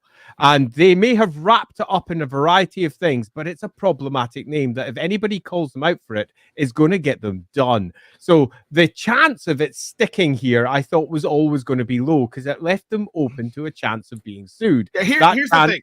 Doesn't exist anymore. If you want to be mad at anyone, be mad at the hack that literally stole this name from another property. Like, he took Malekith the Witch King from Marvel and just used it, and it was so not. It's actually worse than that. Malekith, the Witch King of the Dark Elves. 99% of that is a character that already existed in a different setting. Yeah. So if you want to be mad at anyone for the name change, you should be mad at the original person who did that because it was lazy. Absolutely. Now, I won't say that I necessarily like the way that they depict Malarian, because they make him almost a seething caricature of evil, in terms of how he's presented. I feel like if they end up doing any like deep dives on him, it'll be different because this is the summarized version, and I get summarized versions are looking for quick stereotypes.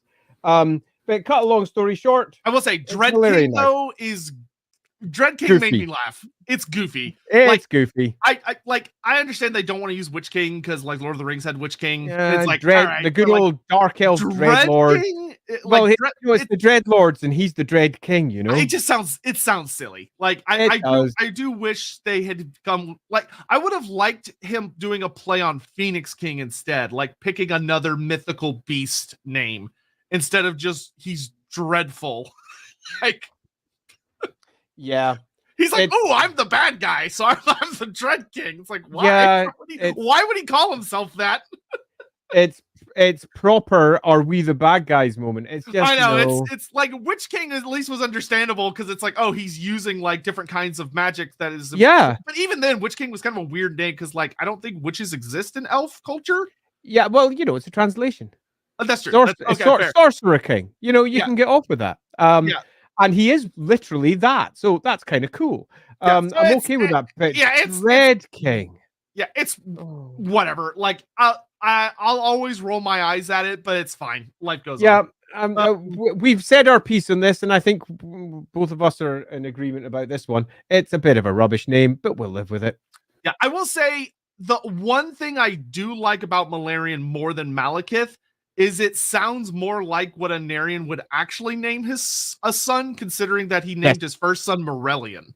Okay, so I agree. I don't just agree. I think it is a weird elf name. It's just a better name. It speaks more to the elves as Games Workshop has slowly but surely developed them.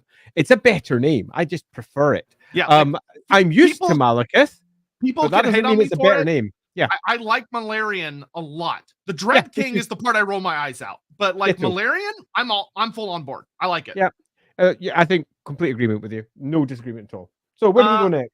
Next, dwarves going to Zorn Uzkul in 4300.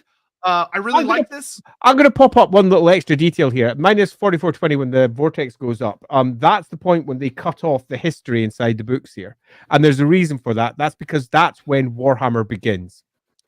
This is the Warhammer era. This is the age of war, when everything goes wrong. The vortex is in place. The winds of magic, as we know them now, are in place. All the factions no longer need to have this existential desire to work together to stop the end of the world and fragment, only coming together very rarely during one of the great incursions of chaos. And it's worth pointing that out. It's nice and clearly dated, and it's not just dated in terms of the book. It's nice and clearly demarcated in terms of how the book separates it. They went for a new age to determine when Warhammer begins, but regardless, it's not the Age of Sigmar. This is what, the Age of Warhammer? Yeah, the age of what's Sigmar's dad's name? So some other really fun things in here. The dwarfs of the World's Edge Mountains don't actually go to Zorn Uzkul and then on to the Mountains of Morn until 4300. This fixes a huge issue I had with the old Chaos Dwarf lore, which the old Chaos Dwarf lore used to state that the dwarfs were in Zorn Uzkul, the cataclysm happened, and that's what isolated them, which didn't make sense. It made no fucking sense, because the years, this is always what the years were, but it used to state that it was the demons that caused the Chaos Dwarves, but that was stupid and didn't make any sense. I'm really glad it's gone. Yeah, they fixed it. That's gone, yeah. It takes 300 years for the elves to get back to the old world where they meet with the dwarfs and things start to get pretty cool again, which is fine. They start pushing all the beastmen and very heavily implied remaining mutated humans back out of the old world. They wipe them out and push them into the forests or push them into the distant north. And then here, from 4,000 to 3,500, we get how long the Oh. Chaos Dwarfs were isolated, Yeah. which is awesome. So the Chaos Dwarfs get isolated for 500 years. It doesn't say why explicitly. I do hope they use the old lore of the not the cool tribe. It was the other Chaos tribe. It's that nasty one. Just the, move on. Yeah, the like near mythical them. one. Yeah, them. So, but someone, you've ruined my day. Someone in the Tong. Yes, it's the Tong.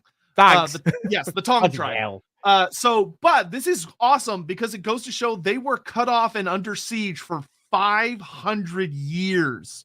Yeah. Before they finally end up, before they gradually, I like that it says gradually, they gradually give themselves up to hash it, which means it wasn't just a split decision. It was something insidious that took time, which is great. Mm-hmm. Here, let's catch up on some super chats really, really fast. Do I think he assumed Malekith was from Norse myth? No, I think he was a fan of Marvel Comics.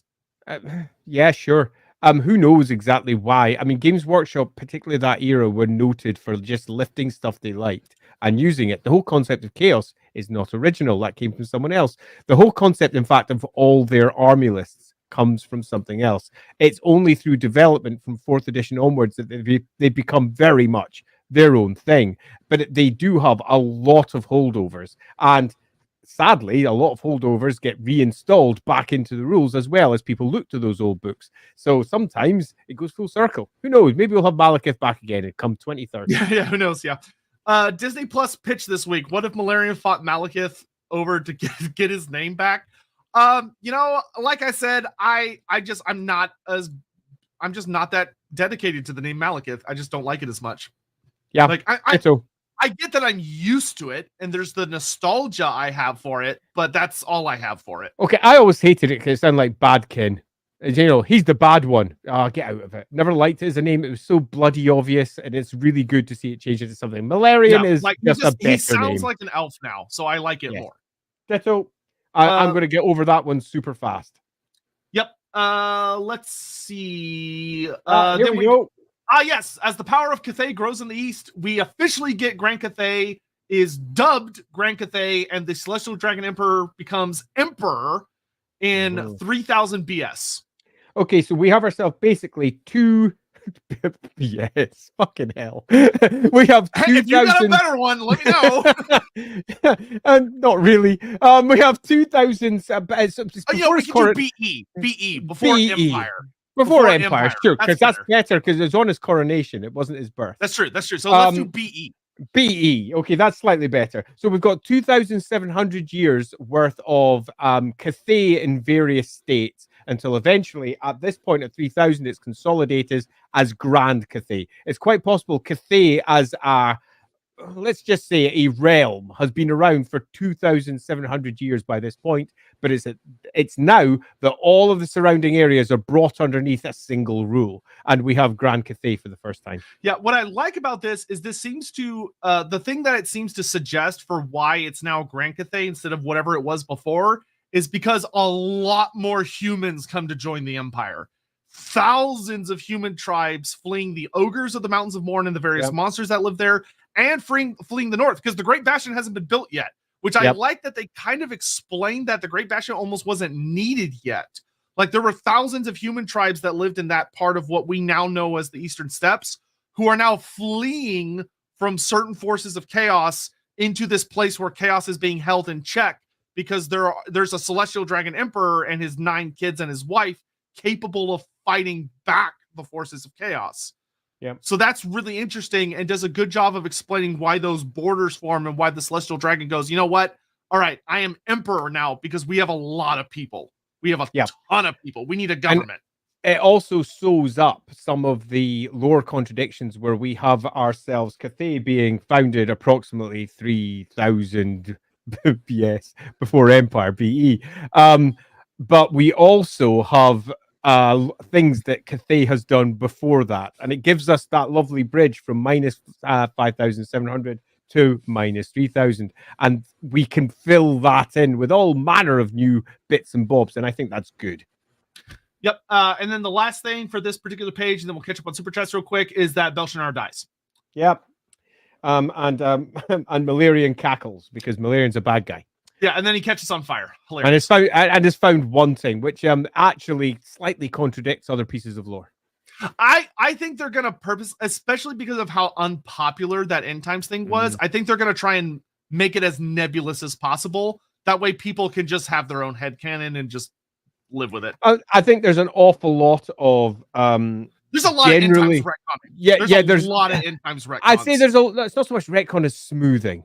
Yeah, okay, that's fair. Let's just blur that a little bit. So if you don't like it, it's very easy to read this in a different way. But if you do like that, it almost seems to suggest that they didn't like some of it, but maybe that's just me. Didn't want to say that one out loud. Yeah. Ledor, I came from the Marvel side with the whole Malekith name. Was surprised that nothing happened for so long. I personally don't care. Well, here's what I'm going to say. They didn't care either until two big things happened, which is A, Disney bought Marvel. That was the biggest thing that happened. And Disney is extremely protective. Like, if you're an American, our copyright laws are because of Disney. The reason that that copyright lasts for like 100 years is because Disney lobbied to get it extended and extended and extended until they finally couldn't anymore. So like, they're scary, and they're one of the biggest companies in the world. Games Workshop is big, but they're an ant to Disney. And Disney would do something about them if they ignored them for too long. So that's why things big change. And the other thing is that they're going back to the setting now. Like in fantasy, it's like, well, he's been that way for X amount of years, and Games Workshop just didn't care about the setting back then as much. You know, and the internet was not like it is today and all that other stuff. I'll be interested to see if Total War just patches it. I think Total War is gonna kind of run it under the system, but because the game is so close to being done. Yeah. But anyway, Hammond, what is Narcissist's favorite lizardman? Teto Echo. I actually really like that. That's funny. That's a good one. Malarian the Hydra King. Or Madonna really suggests, what about Malarian the Manticore King? As it the Elf-Ticore, surely. Yeah. Chaos Corruption, the dwarves rolled slowly and inevitably on. Yeah, you have to remember that I don't think, while I think he could pick something ferocious, I don't think he would pick something that comes off as berserker. Like, he would want something more noble than a Hydra or a Manticore. Yeah, you're completely missing the inherent nobility of his self-perception. He is, after all, the son of Anarion, the savior of the world. And he perceives himself as the carrier of that particular legacy. He's not, the Dread King who fills everyone with dread. There's more to him than simply that. And to take that on as a self-moniker almost diminishes him, I feel. All right. Carrying on, we get the year after, which is actually kind of surprising. The year after the whole incident with Malarian killing the Phoenix King and getting burned, the Celestial Dragon Emperor uses his Astromancer. So we get clarification on that one. Yeah, so it is the Court of Astromancers who summon the Warp Stone and wipe out 2/3 of the ogres, which creates the Great Maw. Which is super fascinating. We discussed this obviously at length in our Great Maw stream. If you haven't watched that one, go watch it. Add this little snippet on top of that because I think this is a lovely. I also like that they point out that a lot of the reason Grand Cathay formed was because of predations from the ogres. And once Grand Cathay formed, it was only 250 years before they threw a comet at them. That is an eye blink of time. For a dragon, yeah. For a dragon. Definitely. Like, that means the ogres were really fucking with Grand Cathay. It is an extraordinary event, and an extraordinary feat. So that's not something that was done lightly. All right. Sundering happens, all that, Sundering, and Malarian, of course. It's quite interesting. Every single time Malarian comes up in this timeline, it'll either be treacherous, or evil, or it's actually his catastrophic failure. They really lay into him here. Whoever wrote this either doesn't like him or clearly wants to cast him as the biggest bad guy that they have.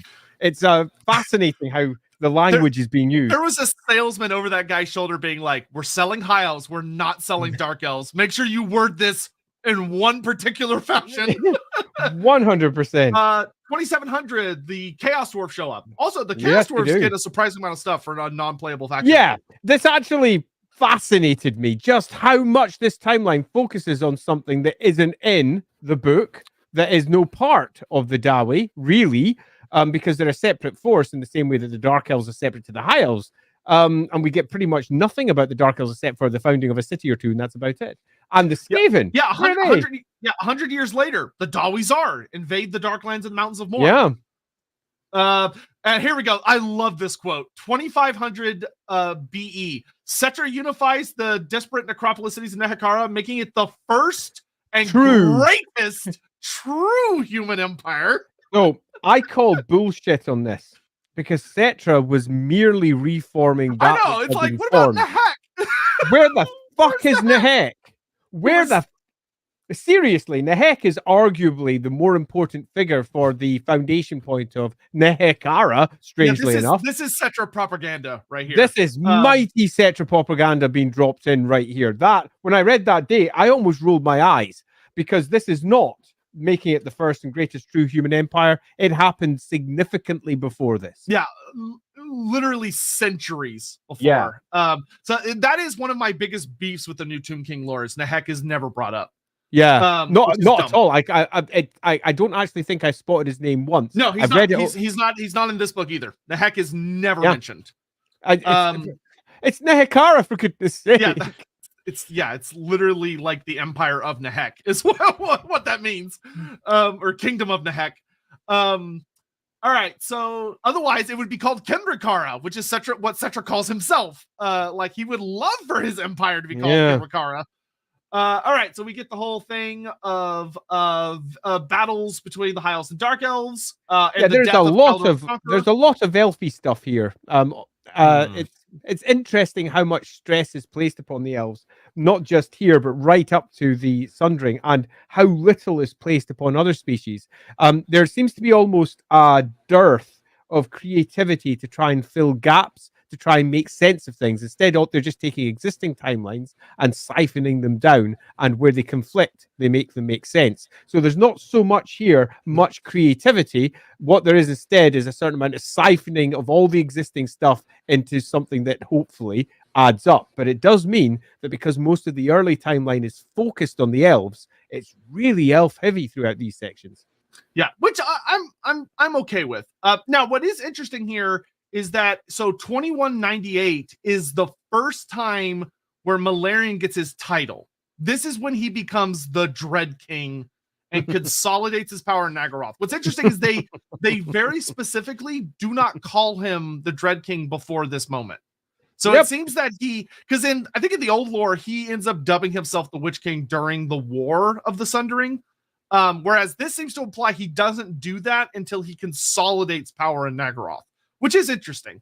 Over the Dreadlords. I mean, it makes sense. I get why they chose it. It just seems it's just so on the nose. Like, I almost would have preferred like High Dreadlord over Dread King. Like, I don't know. I feel like they were like, oh, well, we called him Witch King, so we still have to use King. It's like something more original would have been better at that point. Yeah. Or they point out Karen Carr for some reason. Why the hell is that called out? I don't know, but it's there, which is hilarious. Okay, 2016 BE. Karon Carr is founded in Nagaroth. You know, there's other places in Nagaroth. That's it. Period. Nothing else. Why bother? I mean, they're not talking about all the other foundings of various other elven cities around the world. Just Karon Carr. Funny. Super important. Yep. We get the Great Betrayal. So this is not when the War of the Beard starts. It's when the events leading up to it starts. It doesn't start for 8 more years. Nagash is born. Fun. Always good. Then we get the whole bit about the starting of the war. We get I'm going to do a little call out here because I think it's important to say this because there is a certain amount of presupposition of knowledge throughout this book, as if they're only selling it to existing fans. Yeah, that's very true. And that is bad. because there is a dearth of information for people coming into it for the first time in this timeline, for example. I've written a bunch. Pardon you. I've written a bunch of Warhammer timelines at various points in my career. And whenever you bring in a new character like this, it requires just the smallest of introductions. Nagash is born to King Khemri is like, barely enough. Who's Nagash? Who the hell is Nagash? Nagash, the future this on a timeline, or Nagash, who will come to be this, makes all the difference. Because if you're coming to this for the first time, it's just a confusing point. Like Karund Kar is founded in Nagaroth. No one cares. One of the least important things ever. And Nagash not having that little bit of introduction really does diminish the utility of this for someone coming at it for the first time. Nagash, to most of us, is such an important character that we see that and we immediately go, ooh, Nagash is born. Oh, yeah, shit's about to go down. Where for someone who's reading this for the first time goes, oh, well, the only character I care about is Cetra, because that's the character that this game focuses on. So it doesn't do this particular part justice at all. A few extra words at several points throughout the course of this timeline would have made a big difference for its utility for new customers. Yep. Let's see. The whole bits about the War of the Beard are all the same. War of Vengeance.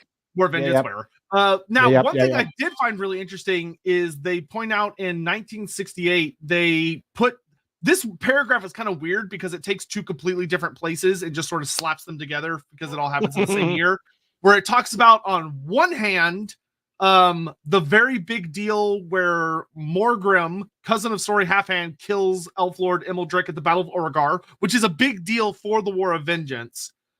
But it starts off with some Dark Elf mages wreck off the coast of Nehekara and are captured by Nagash, which like there's a whiplash in this paragraph, which is really weird. I want to bring up a comment because I think it's not unfair. Honestly, yeah, that's true. Like he probably would just call himself the Phoenix King.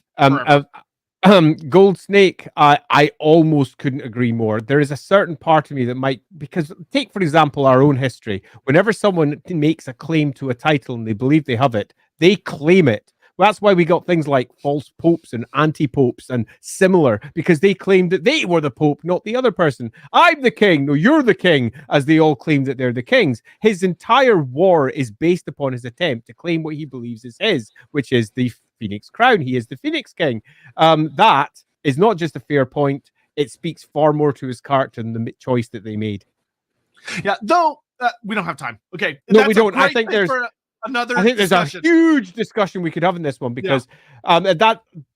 For all I say that, I will also add, I probably wouldn't choose it if I were writing it, but I think it's a better option than the one they went for. Yeah. All right, moving on. Nagash. This one's really interesting. So 1950 to 1750 talks about Nagash creating the elixir. What's super bizarre about this one is that they go. So if you go to the stream Andy and I did about Nagash, we talk about how there's been a lot of different iterations about what Nagash's elixir does. This goes back to the really old lore, which seems to suggest that Nagash's first elixir just makes vampires. Like they are people, they're ordinary humans that they have a longer life, they shun the light, and they seek out cold, dark places to hide from the burning day. Like before the curses, which I really don't like. Like I think because it takes a. Granted, I don't think that's what they're actually saying, but it comes off like that's what they're saying, which to me I hate because that would make Neferata not the first vampire, and it would take away Neferata's agency as the one who creates the vampiric elixir and makes her such a big deal for the world. Because if Nagash was just able to make vampires on his own, then whatever. Yeah. So there's different ways I could attempt to interpret this. One, it's stupid. And you know what? I'm okay with that because sometimes people write stupid things into books, and it doesn't pay much attention to the existing lore that is out there. Fair enough. If they're changing it, they're changing it. You could then write a story, for example, that what Neferata creates is better. They don't shun from the sunlight. They don't do this, and then they get cursed to have the same debilitations that Nagash and his little special crew had. I mean, there's stories that could be built that's around very that. true. That's very true. Okay, and that's me just basically attempting to justify what is quite clearly a bit of nonsense. I don't like it because it overwrites something that didn't need overwritten, and I'm not entirely sure they know that they've overwritten it. But if they have done it, and they've done it on purpose, I'd be super interested to see what the decision-making process behind it was, because unless they've got a good story to tell, why fuck with it? There's already a pretty decent story out there. In fact, there's more than one. Yep. 1800 BE, Grand Cathay builds the Great Bastion, which is super awesome. This part is really fun. It specifically points out the Hobgoblins. They get mentioned a lot. The Hobgoblins seem like they're going to be an important faction. They get brought up a lot in this book. Mm-hmm. Nice to see too, because I love them. Yeah, Hobgoblins are great. So I'm super excited to see the return of them. So yeah, they build the Great Wall, which is awesome. Yeah. Then we get the whole thing about the unification of the Priest Kings against Nagash, which is awesome. Yep. They talk about Lamian steal Nagash's book and try to recreate his stuff. Cool, whatever, fine. See, I would have preferred, given their stress on the Tomb Kings, to have at least one comment about the many Tomb Kings that had existed between Cetra's death and after, because that plays into what occurs with Cetra. There's a couple of really nice details that they could have dropped in there for the focus that they've got for the old world. But yeah, no, they didn't do that. You know, I know. It would have been nice, in my opinion, for them to like cut out a couple of the elf sections on the prior page and include some more Tomb King sections. Or summarize it tighter into like a smaller section, because some of them are overlong for basically saying, elves do some shit. Here's a bunch of names that will make no difference to your life at all unless you're collecting elves. This should be a general timeline. So the general timeline should basically say, elves do some stuff. Like, we create the vortex and stuff happens. Who cares about whether such and such died or another character got assassinated or whatever? Makes very little difference to the overall timeline of the Warhammer world. This is supposed to be overall Warhammer, not the elf timeline, because it's the only thing we've got to shove in that era. There's more they could have done, I think. Yep, 1600, Nagash finds Cripple Peak. Cool. Calor II is killed by Gotrek Starbreaker. Cool. Important. Caradryle recalls the colonies, and many a number of people decide to stay anyway. Important and interesting. Interesting. And I'm sad to see that they don't call out Athel Loren there. Yeah, they just won't. I don't even think they use the term Athel Loren until way later.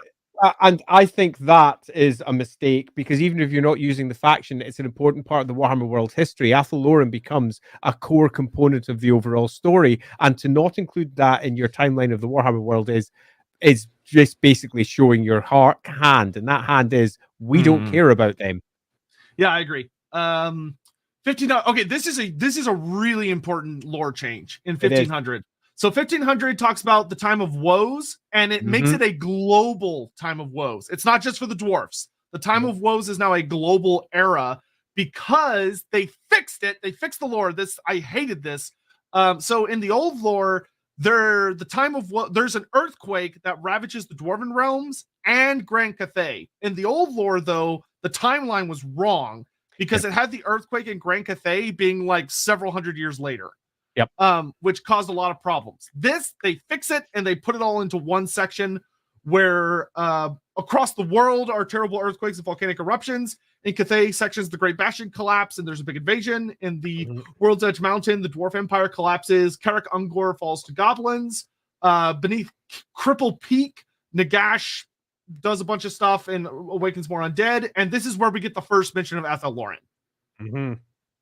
Which is that most of the elf colonists venture into there. Though what's interesting about this is this almost seems to imply that the earthquakes destroying cities and stuff plays into why some of the cities were abandoned. Which I don't hate. Like the idea that the colonists are like, oh, we're going to stay in our cities. And then all of a sudden all these cataclysmic earthquakes start happening. I actually hate it. And I'll say why. The elves are not humans. They don't exist for their cities alone. The Athel Loren is colonized at this point. It doesn't need to have a reason for them to then colonize it. It's already colonized and has been for some time. Take a look at Avalorn back over in Ulthuan. Avalorn is effectively like the Wood Elves. They're all living in the forest there. They've got obviously collections where civilization occurs around city-like structures, but it's the elves of the wood. And they are the elves of the wood already. The elves of Athaloran, they don't need to have a reason to suddenly leave their shining white towers. They're not living in shining white towers. Only some of them are. I think it's a really nice detail to say that many wood elves that would become wood elves move off to join those who are in the forest. That makes sense. But that would have been better wording. Yeah, yeah, this almost seems to imply there just weren't. Yeah, it does give you that feeling, doesn't it? That they're sheltering in the forest because their cities fell down. It's a bit twee. Yeah. Malarian the Dark Phoenix. Not again! That's a good one, Cole. Thanks very much. Yeah. Madatas Caleb, someone running the old world Dark Elf army with a battle standard bearer with alternative spiky Druchii fight Phoenix Heraldry for Malarian would now be neat. Yeah, I agree. So, if I ever do another Dark Elf army, I am so dialing into that shit. My wife's Dark Elf army is all based off of burning effigies already, all based on snow. And yeah, I'm so up for stealing that and using it a bit more broadly because, yeah, it's a nice thing to do. Any coverage of the best short Tomb King Rupesh the Sixth?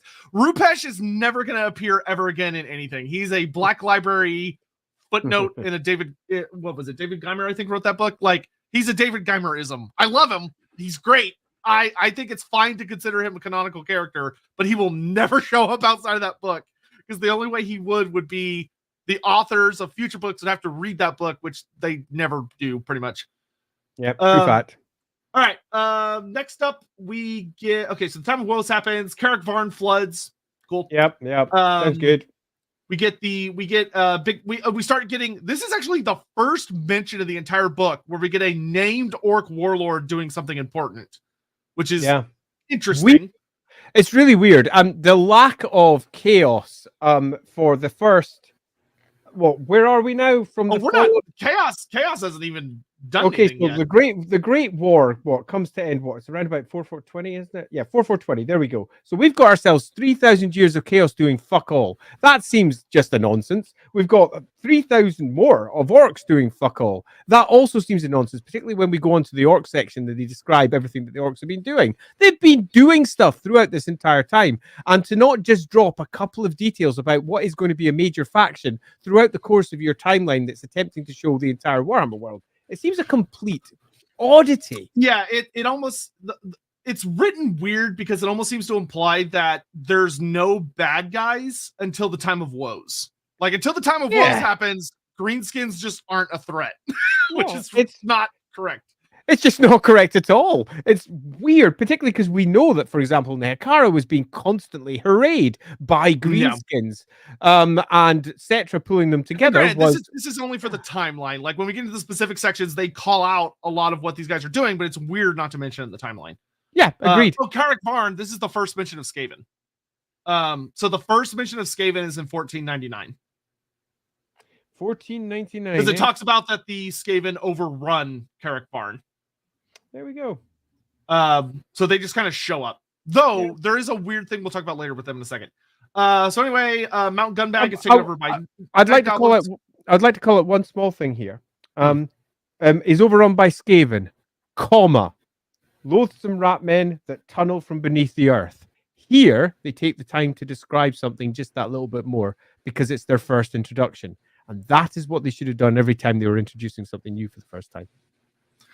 Yeah. Well, yeah, because it should have said Nagash, the great necromancer, is born. Would have been fine. All right. The gold mines at Gunbad get overrun by night goblins. Cool. Silver Road Wars between orcs and goblins. Fine. Yep. Blah, blah, blah, blah, blah. Cripple Peak is attacked by Skaven. Fun. Whatever. Important events. Yep. Overall war bit. So Thunder Mountain erupts and the Troll Wars begin. Cool. Mm-hmm. King Morgum, Blackbeard, the whole thing with this one is like surprisingly long. It's bizarrely long. Yeah, it's a weirdly detailed bit, but I do like this though because a lot of the old dwarf lore seems to almost has the flair that after the Time of Woes, the dwarfs just never have any kind of comeback and are just on the constant decline. But for the 1245 BE entry, they go out of their way to say, no, there's a 300-year period where the dwarves are back on the offensive. and they're successfully retaking certain holds. Yeah, They're successfully reconnecting the underway, which is nice. And they're saying the time of woes have come to an end. Yeah, wrong. Yeah, no, definitely not. Definitely not for the dwarves. I find that really interesting. Given It says that at the end. The time of woes is ended. That's not true. That's just it completely undermines what Sigmar does. Yeah, the whole point. I guess Sigmar technically ends the Goblin Wars rather than. I mean, he does. Woe, but he does, but that was because they had been suffering for so long. And he was the one that finally brought that suffering to an end. To simply say that the suffering ends at this point, and they are now moving into another nice era, and then another one comes along, it diminishes the enormity of the troubles the dwarfs were facing. Yeah, it also doesn't match with what's gonna happen, where the whole like Carragate Peaks falls, which is considered like the worst part of the time of woes, is the fall of Carragate Peaks, which does not happen for like another 700 years. Yeah, totally. Weird. So anyway, broadly speaking, I think that was a misstep, but if that's the way it is, that's the way it is. Yep. 1200, we get our vampires of Lamia, but they leave it to just being rumors. There's no mention of Neferata or any vampires. They just say that there's weird rumors about people feeding on blood. And you know what? I'm cool with that. In fact, I'm arguably more cool with that than the bizarre naming and calling out of various characters that we get elsewhere, because this book's not focusing on them. That's fair. So it works really for when they're a thing. Yeah, totally. And I think that they could have done with a few more that obscured things like that. Nagash is unimportant to the vast majority of the events in this book, so he could have been diminished to a significant degree, unless, of course, we are trying to do a proper timeline for the entire Warhammer world. It's interesting. The choices they've made are interesting. Yeah, we can skip on the next couple entries, because Nagash brings Ward Nakakara, gets his ass kicked, which is great. He destroys Nakakara with disease and stuff. Cool, glad they kept that. This is when Nagash is important, because it ties directly through to Cetra's faction, to cut a long story short. Yep, they still have the whole...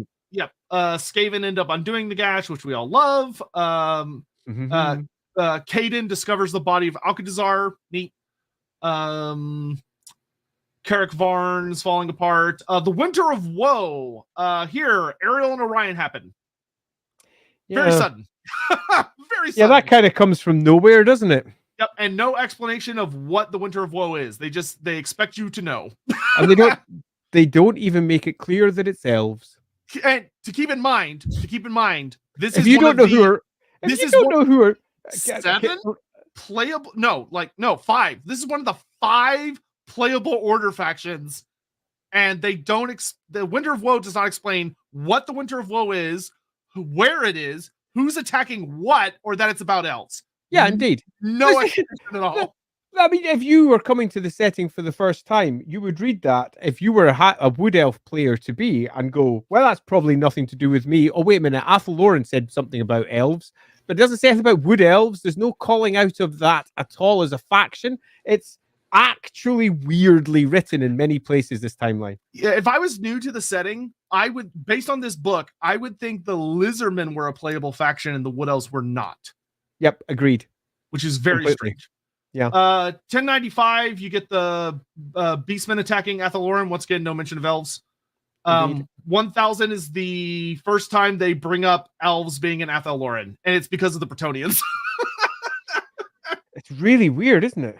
Yeah, but I do really like that they have the Brittany people are in Bretonnia 1000 years before the Empire. Yeah, that's proper early lore as well, because the Bretonny tribes arrive in the old world at the same time as the tribes that form the Empire, and they're, I mean, what minus 1000? If it was written in fantasy roleplay, it would almost certainly have a C beside it to say circa, because there's constant arguments amongst the various scholars. They never use circa in this. Yeah, no, they never do. Where they constantly say, no, we came first, because not all the tribes arrived in the old world at the same time. Some of them were coming from the north, some were coming from the south, some were coming across the World's Edge Mountains, and the Bretonny tribe are generally presumed to have come from the south and then moved up over towards Bretonnia. What I find particularly interesting here is that they do call those out. But if this was meant to be a timeline for the old world, the very name of the book, they should have probably called out that human tribes were settling across the old world at this time, not just calling out the Bretonnians. And then you specifically call out the Bretonny tribe because they're important. What's weird is they will later, just not in the timeline. which is odd. Yeah, They just and don't they do apply it. years to it. Yeah, they've got a really nice little bit where they discuss Estalia. I'm not going to discuss what they say about it, but they've got a really nice bit there where they discuss Estalia and where they go, and that should be in here. But my biggest criticism with this book is that the section after the timeline, which is awesome, has a lot of really in-depth paragraphs about parts of the world. It's not related to the timeline though. Like they will discuss things that don't show up on the timeline. Yeah, so you're like, this is cool, but I have no fucking idea when this happens. Like Tylos has an entire like full page on it, and it's like, when does this happen?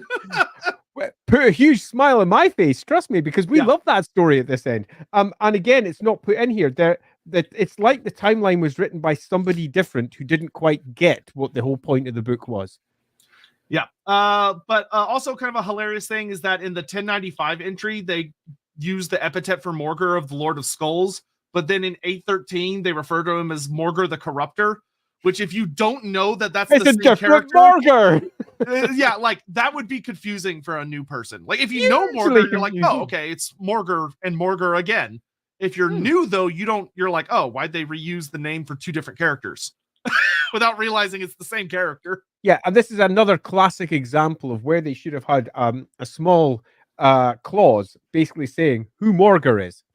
Yeah, what is Morgur? The only thing that you've got reference to there is and his beastman, but he could be literally anything. He could be an elven champion who has got himself a bunch of beastmen that follow him around. For all that a new reader would know, and it's we are missing core details here. Yep. Despite the fact they mention the Brittany people being around Athalorn in 1000, they don't get reported as taking over elven cities until 700. It takes them 300 years to get to the coastline from around like Paravon, which is interesting. See, this is a classic use of almost a role-playing date, where the -1000 is a circa date we've had more than once. The -700 is confirmation that it was definitely around this time that humans were in the area, and it's not until approximately 500 before the Empire exists that all the tribes are definitely there in one fashion or another. And it takes about 500 years before Sigmar's time before they all get bound together in the Reich Basin area. And you will argue that in Estalia, it happens earlier. In Tilia, a little bit later or earlier, depending which story you read. In Bretonia, much later. But this is not the best inclusion. Yep. Because 666 is an evil number, they make an evil story for it, which is there's a war in the chaos space. I particularly hate this because in Warhammer it's really 888. If you really want to choose an evil one, because should have been a War of Slanesh, but okay, whatever. 666 is a very human, very Christian thing, and bringing that into your Warhammer is unfortunate. Yeah. So it's just a big chaos war in the north. Whoopty. The fall of Carrick Peaks. Cool. Carrick Asgal is destroyed. Cool. The dwarfs capture Carrick Draz, renamed it Black Crag. Cool. Yeah, all the horrors that the dwarves are currently going through. Remember, the time of woes is over, guys, but 3 dwarf heads just fell. Big ones at that. Years. Yeah. And then here, the dwarf High King Logan Proudbeard is literally captured and humiliated, and Karazakarak is on the cusp of falling before the newly invented dwarf cannon kills the war boss. That is crazy. Yeah. So that's an interesting thing of the cannon was apparently invented in around 370 BE.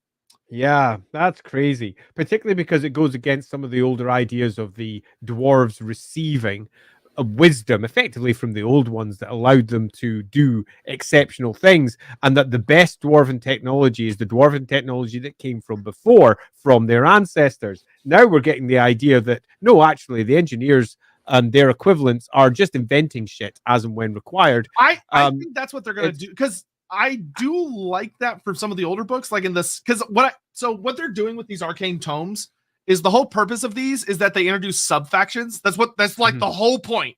Is every one of these books has 2 sub factions that give you new units and give you new options and stuff. The dwarf book is definitely going to have a traditionalist sub faction. And I think it's going to be based on the 6th edition faction for Alric Ranulfson, King Alric, where he could not take any black powder weapons. He couldn't take cannons. He couldn't take thunderers because he was like, that's not ancestor stuff, so we're not going to use it. Yeah, I'm very interested to see exactly how that works. Yeah. But anyway, we got dwarves intensify trading with what will later become the Empire. Dwarves go into Athalor and have a bad time. Cool. Yep. Cool. Fun part: the cult of Hey! Xianxi in 200 BE becomes popular in the aristocracy of Beishai in Cathay. That's fun. So there's a specific mention of Tzeentchian cults rising in a specific city in Grand Cathay, which is neat. Right. So I'm going to call it something that bugs me with this timeline. Whenever they bring up multiple events inside the same year, they don't make it clear that they're separate events. Yeah, and then the whiplash of Morcaine is sacked.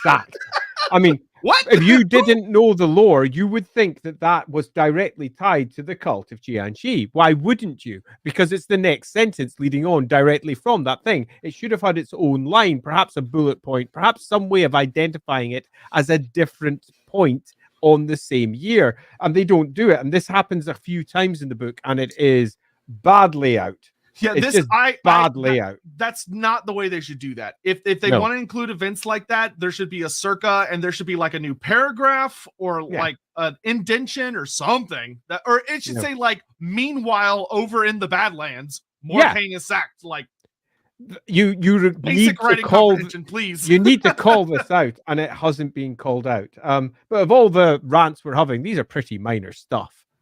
Yeah, well, and it's just nitpicks. It's nitpicks. Which, hey, I'm glad that we're having to deal with nitpicks instead of broader things. The first time Black Orcs are seen, and then the war 50 years later where the Black Orcs run away. Neat. Yeah. Artur, King of the Teutonicans, discovers Fauschlag rock. Yeah, there's again just little good old Fauschlag. Again, here we go. Later known as Ulrichsburg. They're contextualizing some information, but not others. It's really interesting. Let's see. Nagash is reborn. Fights war against the Tomb Kings. Fine. Sigmar is born. 30 years. Okay, so this, to my understanding, this is a pretty big change. Of that, the twin-tailed comet does not appear until year 0. Yeah! Where's the hell's my twin-tailed comet at Sigmar's birth? It totally is. Yeah, so I wanted to call that shit out because it really needs to be called out. So, from a Lizardman perspective, enormous change. Yeah, this is humongous. From a Lizardman perspective, this is perfect because in the Lizardman book, the comet does not appear until year 0. But in the Empire book, it's supposed to appear with Sigmar's birth. Yeah, that's the whole story of Sigmar's birth. It's why he's associated with the twin-tailed comet. And this isn't just a small change. It's a freaking huge one as far as the Empire is concerned. Also, I'd just like to point out here, Sigmar is born to the chief of the Umberrigan tribe. Who is Sigmar? Who's the Umberrigan tribe? Sigmar is apparently the son of a chief of some tribe. Where is this in the world? Is this in Cathay? Yeah. Is this Lizardman? It's all written from the perspective of people who already know the lore. They've completely forgotten about many of us who will be coming to these books for the first time because they perhaps played the Total War game. They grab the book because they're really interested. They read it and they go, who are all of these people? Just who are they? They don't explain where the Umberrigan tribe is until the entry for year 1. Which is on the next page. It's supposed to first mention of where these people are. First instances. The first time something is mentioned, it should be detailed or somehow explained. Not done. Again, very poor. I'm going to go very poor editing. It needs somebody to go through this and just quickly go, hey, have you actually considered that someone might not know any of this crap and you're not just reading to your existing customers? This is weird. Yep. Several notes about Sigmar doing Sigmar things. We get the Battle of Blackfire Pass in year -1. Twin-tailed comet. So the thing about that, so like Andy said, like just not to breeze over it, this is a fucking colossal lore change. That instead of the comet heralding the birth of Sigmar being a celestial event, heralding the birth of someone super important, it now seems to be implying that the twin-tailed comet is heralding Sigmar's coronation, I guess. Yeah. Which is, okay. No, it's worse. His coronation's the year later. I know, it's like So it's not nothing even happens. when he's crowned. What's really weird here is that normally the dates work from the year he's crowned emperor. Nope. Our random calendar system here is 1 year out. So yeah, oh my god, this implies The whole calendar's a year wrong. They saw the comment and were like, "Up, this is it. So this is the start of the new year." So in our new zero. Yep, this is it. This is how we're now doing Warhammer lore. Warhammer lore no longer has the imperial calendar at all. The calendar is the comet calendar. So now we've got it's before comet, it's BC. Oh no.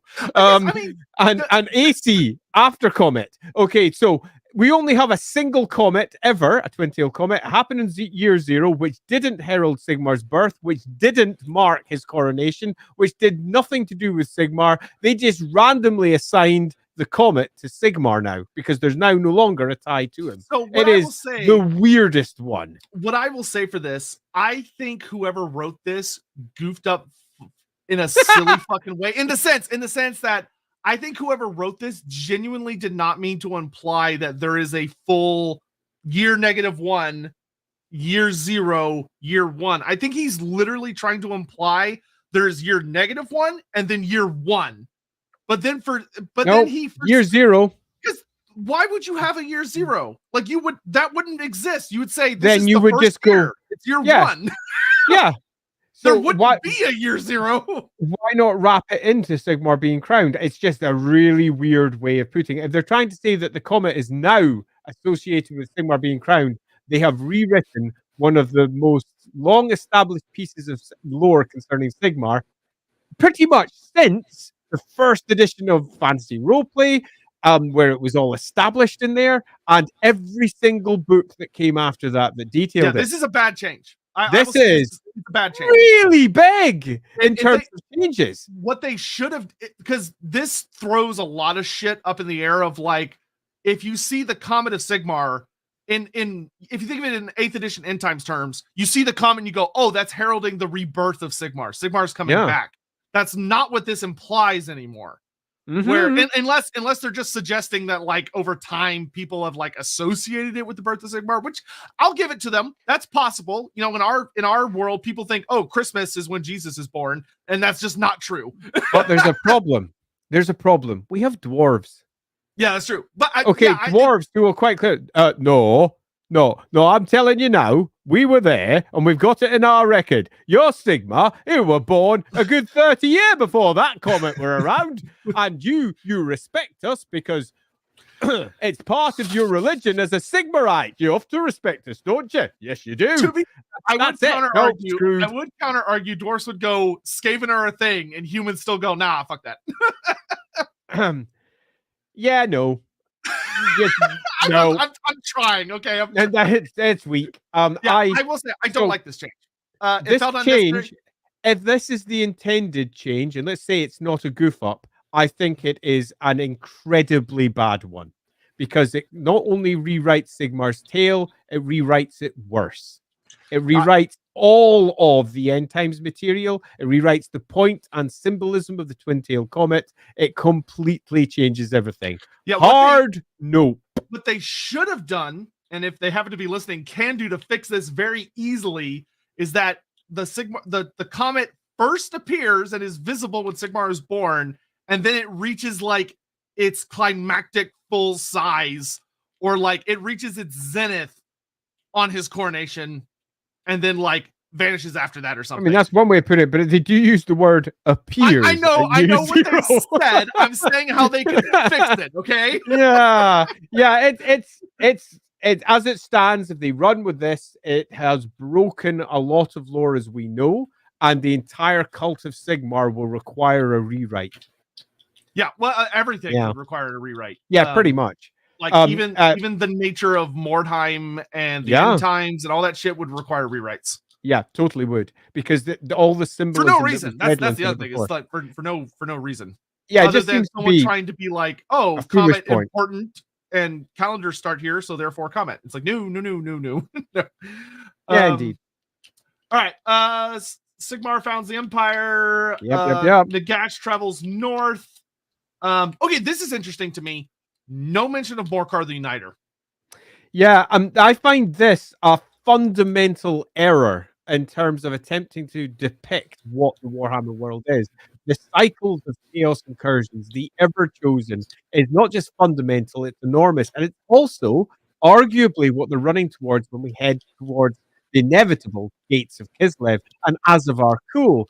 Adding context for what's to come, assuming that they go in that direction, doesn't just seem sensible. It's a no brainer. You want to do that. You want to make Sigmar face off against the most horrendous enemy you can possibly have and succeed. Who can follow in Sigmar's footsteps? It's Magnus the Pious, as we all know. But that has not been dropped into the army list at all. So, interesting thing, if you go through all 8 pages, which we've just about done, all 8 pages of the entire timeline, the one race that never gets an entry, never gets a character, and never features is Chaos. Chaos. Which is weird. This is really weird. I mean, ultimately, Warhammer World is about that. It's a Chaos Small and Big C, and none of it. There's more Skaven, more Chaos Dwarfs, more what? Despite all of our complaints about the lack of, there's more Wood Elf stuff. There's more everything than Chaos. There's no Chaos, which is weird. No demons, no warriors. The Beastmen get a couple things, but that's it. Weird. Very strange. This feels like to me someone who was writing the timeline had all of his like prints of the different timelines he was trying to coalesce, and he literally forgot to have the Warrior of Chaos one and the Demon of Chaos one next to him. So he just didn't write them in because he didn't have them. Or it's just a really weird editorial decision. Oh, we don't want to include Chaos. Yeah, but it's like, why? They're the main, like, to be frank, they're the main character. Like, they're the main antagonist. Wow. All right, so anyway, we get a bunch of Empire stuff, but no mention of anyone attacking the Empire except for Nagash, which is weird because there's a lot of big bads, but all right. Yeah.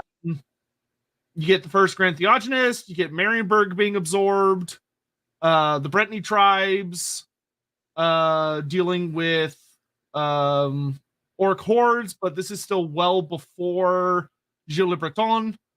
Mm-hmm.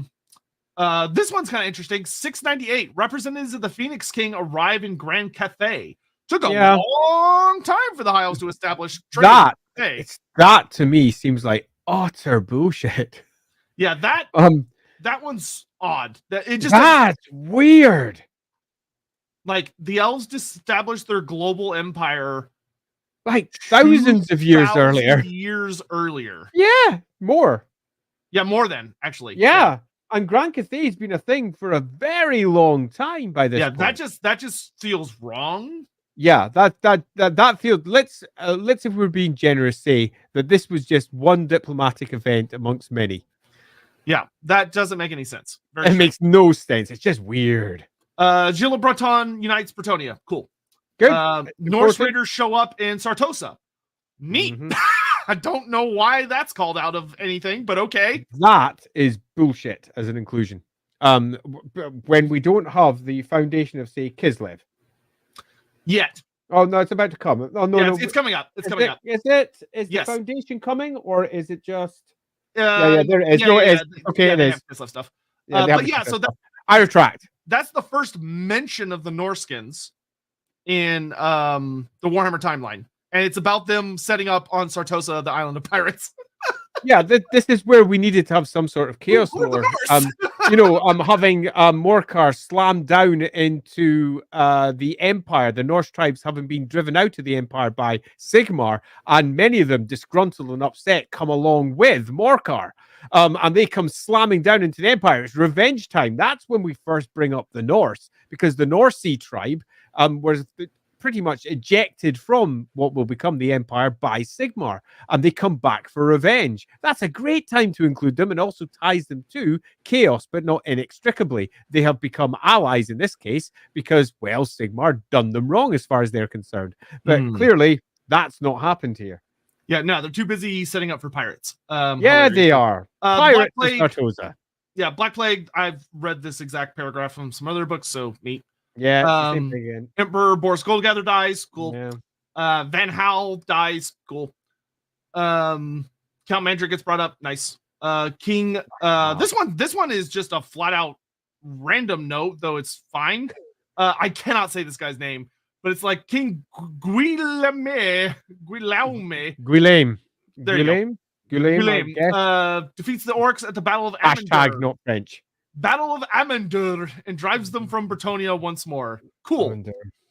Amandur sounds very Tolkienish. Guillaume? I don't know. I don't think I've ever seen that notated on a Bretonia map. I don't know where that is.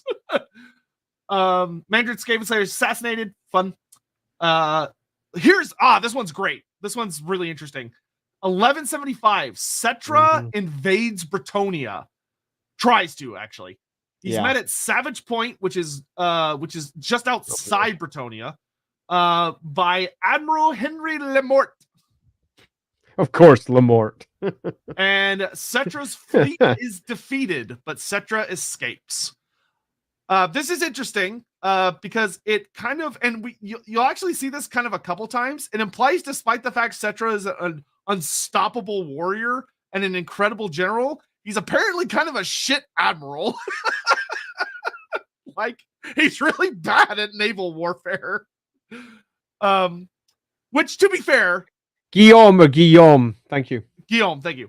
So there's just a fun random fact. But apparently Cetra's bad at naval warfare. Though, to be fair, that actually plays into the modern story they're telling with the War of the Border Princes. Because with Cetra's invasion route that he's taking in the current conflict, they talk about that he doesn't want to engage Bretonia in a naval fight because he does not feel good about naval fights.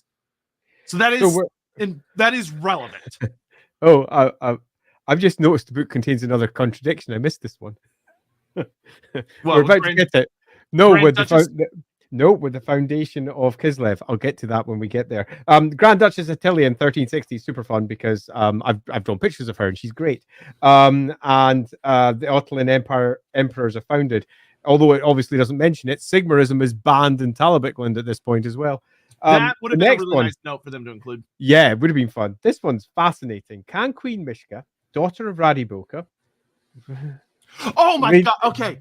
All right. Okay. Let's fucking do this real quick. Okay. Because I'm looking at time. Real quick. So this makes sense in Oldhammer, right? Queen Mishka, daughter of Radiboka, which is weird because that's what Boris is called. Boris Boka becomes known as the Radiboka, but apparently his ancestor was also the Radiboka. Yeah. Okay, but here's the one. Drives through High Pass. Goes through High Pass, driving back the Ungol tribes. So the Gospodars drive back the Ungols. Now I'm going to call out the Kislev section that comes later. Because in the Kislev section that comes later, I'm going to call out the page for any of you who are sitting there following through the book with us.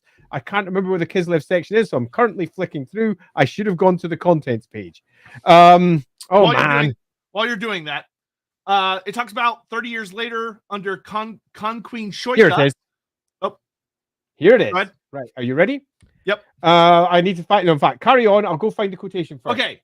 Work begins on building the great Gospodar capital of Kislev. Shoika, who is the daughter of Mishka, takes the first title of Tsarina. Great, fine, cool. Though what's interesting is with this being the Boka line, it almost seems to imply that the Boka line should be uninterrupted to the modern age, but they don't do that. No, they don't. Okay, so here we go. The assumption of savagery derives, that's the assumption of Kislevite savagery, from their armies. Bare-chested horse archers, bare-mounted knights, and ice-wreathed war sleds, all a legacy of their origins on the eastern steppes. Sounds great. Kislev was created when eastern horse tribes, the Ungols and the Gospodars, came across the World's Edge Mountains.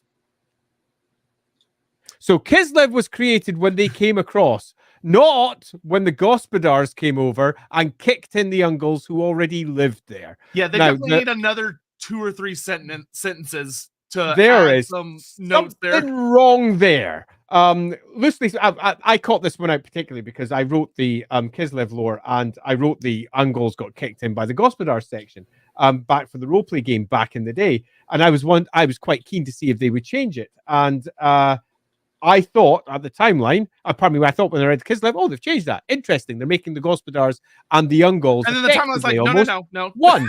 No, Um, it's still the but old book. the timeline does the opposite, really feeling like it's potentially being written by somebody different.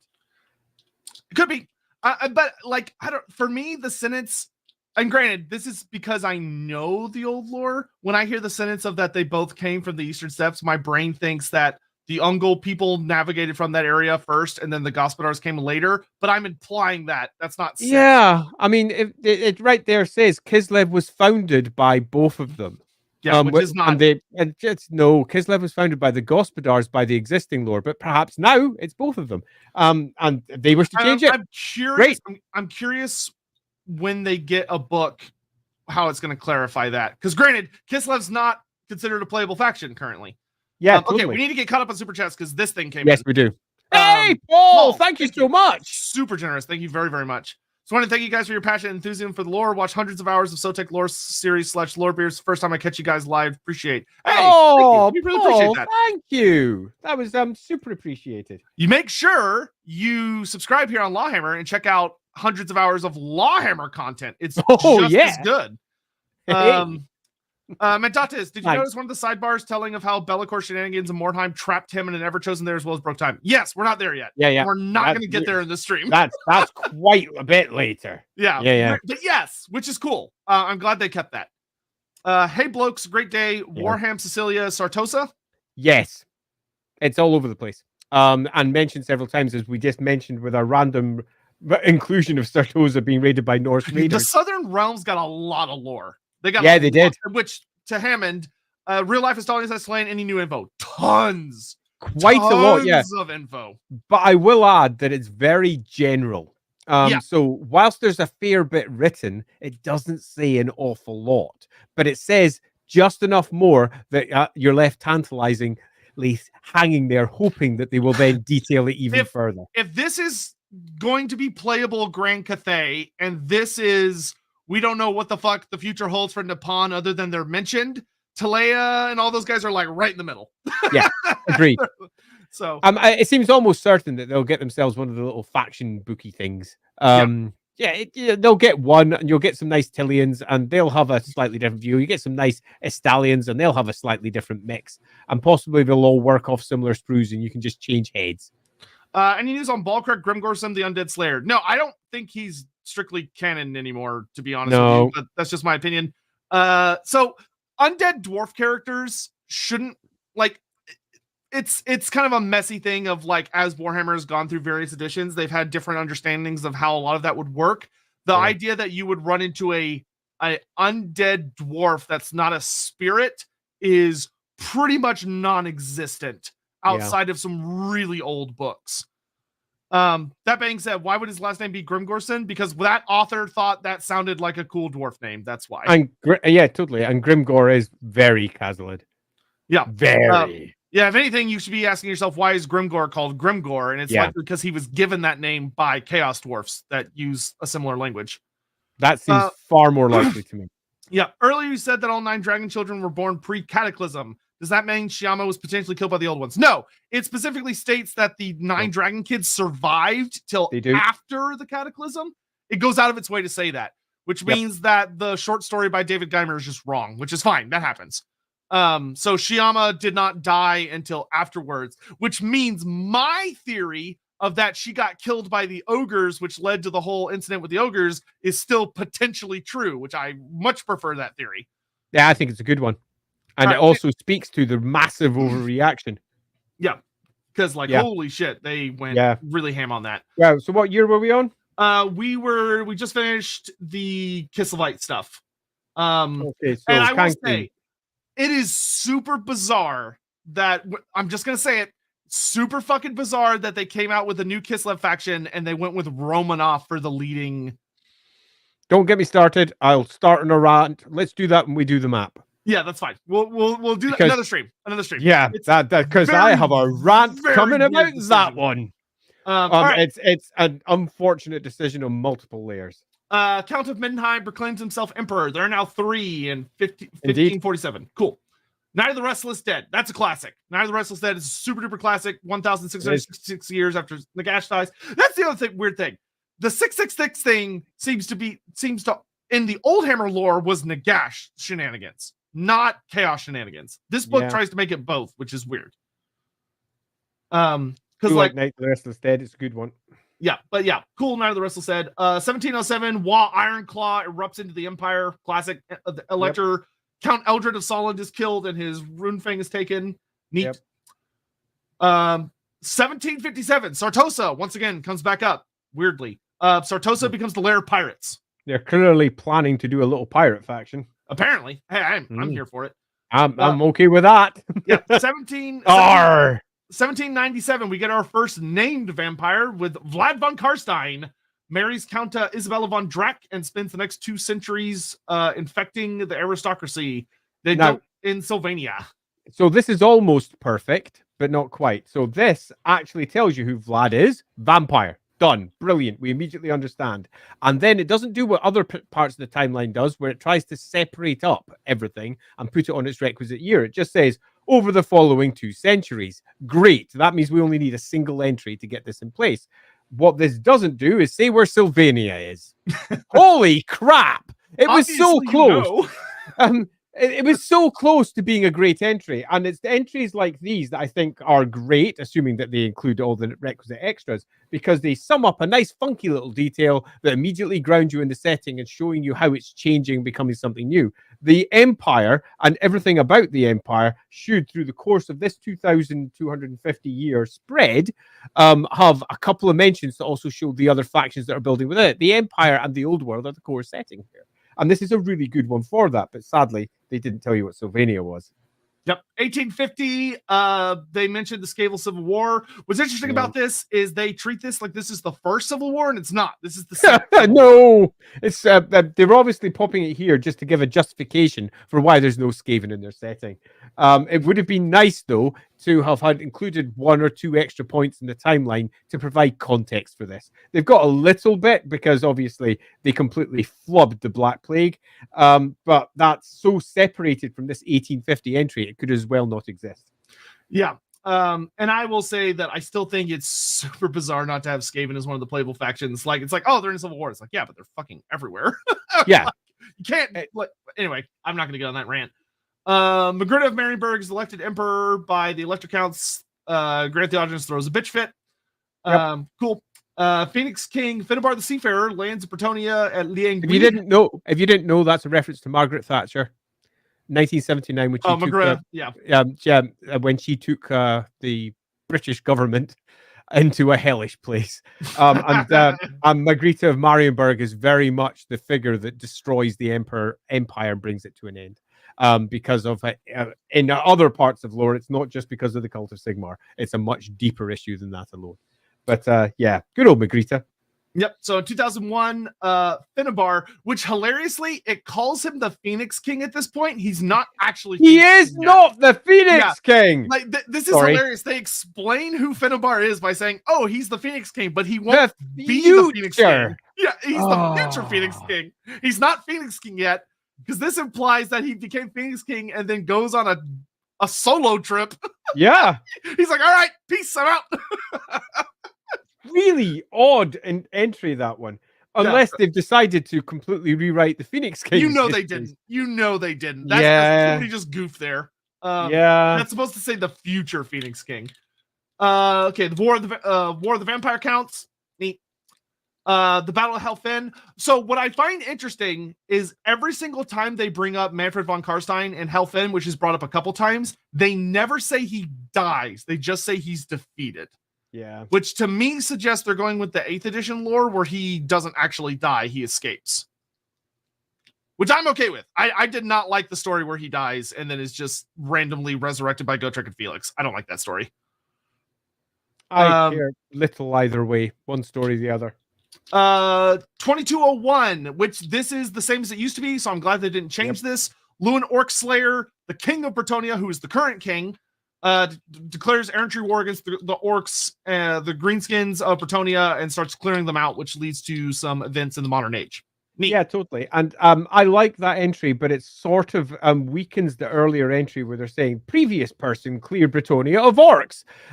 It would have been so much nicer if the whole point of the story that they're going for, which is this, was reinforced by the earlier points and how they were phrased. It's just there should have been other points about like, oh, the greenskins are now pushing back in. And then, yeah, or like earlier advantage, whatever. Yeah, And then the Battle of Black Falls, which just explains what happened to High King Alric, which comes up later when they explain who High King Alricson is. And then in 2250, the only mention about the Warriors of Here we go. says, oh yeah, chaos is a thing, and they're beginning to come south, and hidden cults are beginning to reveal themselves. Ooh, it's almost like nothing has happened with chaos since the first cataclysm, and that to me is an egregious error, particularly because the chaos lore, as they present it a little bit later, actually kind of nails home that that's just not the case. So such a weird way of resolving it. So what's interesting, so that's the end of the timeline. What is fascinating to me about the timeline that I've noticed is that pre-birth of Sigmar, it's pretty good. And it actually has a lot of new information and overall feels pretty solid. The moment we get to Sigmar's birth, it gets wonky. Wonky as hell, yeah. Like, there's just stuff missing. There's a lot of stuff that is changed in ways that felt really unnecessary. They focus on things that just don't matter. Like, does Sartosa need 2 entries? No. I'd argue if you're going to include Sartosa as a faction, then yes, it does need 2 entries. Just the entries they chose were rubbish. You could have characterized them in such a better way rather than just saying, "Oh, so Norse arrived and Sartosa's pirates now." Really? But like, if I'm thinking about important global events, you give me 2 Sartosa entries, but you don't give me a single entry on the Crusades of Araby. Weird. That's weird. Yeah, it is. It's a really oddly pitched timeline. It's missing an enormous amount of detail that you would expect in there. It includes a host of information that's just not important for either the factions that they're going to promote or indeed the old world in general. It's just odd. And I can't say I didn't enjoy it. There's lots of cool shit in there. But I can say that it really could have been a 4-page timeline with far better edited events that were far more important in terms of the overall world event timeline. 8 pages is a bit much. I don't like it, while simultaneously really like the extra bits they added that made better sense of the lore. You know what I would actually say is that the way they wrote this, because it goes ancient history with a lot of details, timeline, and then after the timeline, it's like history before man, then man. What they should have done is they should have had like 2 pages of timeline between each section. That just adds. Just is like, here's some vague years, some of the shit we talked about happens. They did 8 pages that are super unrelated to a lot of shit. Yeah, I would argue a couple of in fact, I would argue maybe as many as 3 timelines added in. One leading up to and the events of the Cataclysm. Okay, that's a double page spread easily by the way that they were doing it. I would have added much more interesting art around it with scrolls and time and maybe little pictures, but they're obviously not going heavy on the art. They're just reusing a lot. I would have art designed it very differently. And then as we skip through the next section of time, which is the beginning of Warhammer, our new age, we then read up to probably about the arrival of the Twin-Tailed Comet. We get ourselves another double-page spread organizing the timeline for that. We then have the birth of Sigmar, all manner of other cool stuff, vampires rising, all manner of crazy shit, all the stuff that's needed to ground the old world into place so you can see how the ancient events led into the factions being created and then led into them arriving at the old world to kick ass and chew gum. You get yourself your couple of pages of perhaps old world timeline. So it focuses in on all the events that are around there. And away you go. Job done. And that would have been 8 pages as well. And it would arguably have been better. Yeah, the history is split into 3 sections, which is in the beginning is part 1. Part 2 is called War and Conquest, which is pre-humans. And then the 3rd section is called The Rise of Men. Like, if they had put timelines between each of those sections or after each section. So like in the beginning, 2 pages of timeline. War and Conquest, 2 pages of timeline. The Rise of Men, 2 pages of timeline. That would have been so much easier to read. Yeah, but because we're obviously nearing the end of our We're out of actual time. time, which is crazy because all we've managed to do is reach the timeline. Holy shit balls, we've got a lot The end that of we the haven't covered timeline. yet. So we Yeah, made yeah, like well, we made the end of the timeline. 9, 10, 11, 12, 13, 14, 15, 16, 17, 18. We made it 18 pages. Yeah. I think we might need to do another stream on this. So before we move to our part 2 and advertising the fact we don't just need a part 2, we might need a part 3 and 4. Before we do all that, I'd like to offer a loose summary of what we've covered. My summary is perhaps going to sound more positive than the last half hour to an hour's worth of semi-bitching over the timeline would suggest. And that's that I actually really like the vast majority of the lore additions, changes, and smoothings that they've made through the course of the writing leading up to the eventual start of the timeline. Most of these paragraphs are short, they're sharp, they're relatively well edited. Some of the word choices, for those of us who are editors out there, are a bit weird. There's a couple of points where I looked at it and went, that's the phrasing you're going with? But I can't help myself but be an editor. The grammar is mostly clean, it's well put together. It's lovely bits of black and white art, most of which we've seen, obviously. And the additions are good. Now, there are a lot of omissions. There are a lot of things that haven't been included, including, for example, the cycles of chaos and the Everchosen's returning and all that nonsense. There's a lot of things they've decided not to include in terms of other places as well in their timeline as they lead up to that. And that's fine if they weren't just focusing on the old world. They kind of are. So you sort of feel there should have been a section which was the let's say, population of the old world with humans. And how the old world changed and became the realms that it has today. Estalia, Tilia, Kislev, Britonia. It feels like that should have been included there somewhere, and it absolutely isn't. That's left to further paragraphs as they discuss each one of the sections. They pretty much stop their timeline at the New Age, and that's not bad. I think it's not bad. It just feels like it's missing some key lore there. They go on to it later on, but because it's not attached to the timeline, it's almost disparate and loose and sometimes a little bit difficult to parse if you don't know it all already. Now, I do, but that doesn't mean that I can't put my editorial eye on and go, what if I didn't? And I found myself, as I was reading it, constantly pausing and going, no, that needs more detail. That needs less detail. That needs much less detail. Clearly, this is a favorite thing of the author at hand, and they're writing that little bit more because it's a story they like. So clearly, they feel like the detail is required by the reader. There's a host of places where spot art is being used. If you don't know what spot art is, that's little small pieces of art that are dropped in that are not necessarily attached to the associated words to fill gaps because there's not been enough words to fill those gaps. Spot art are super important. A classic one would be Southern Kingdoms on page 50, where they dropped a quick cross lances in there to try and fill up the space a little bit more for the layout. There's quite a few like page 16 for the fall of Itza. They have like a Galmaraz looking thing. Like, although it looks like they're using spot art like that to do each one of the factions. But yeah, you'll find that spot art at the bottom of page 60. Yeah, there's in fact they're all over the place. Little pieces. And some of these sections have been very well written to fit sizes. If we take a look at the spread on page 42, 43, they clearly have very carefully written those spreads to fit their half-page layout in a really clean way. But later on, the timeline feels like it was edited by someone who had no idea what they were doing with it. And some parts look like they've been tightly controlled, other parts much less so. And I think it shows in the timeline where when we reach there, we have a whole host of weird inclusions. We have a whole host of new inclusions that overwrite existing lore in such a fundamental way. We're left scratching our heads going, was that actually purposeful?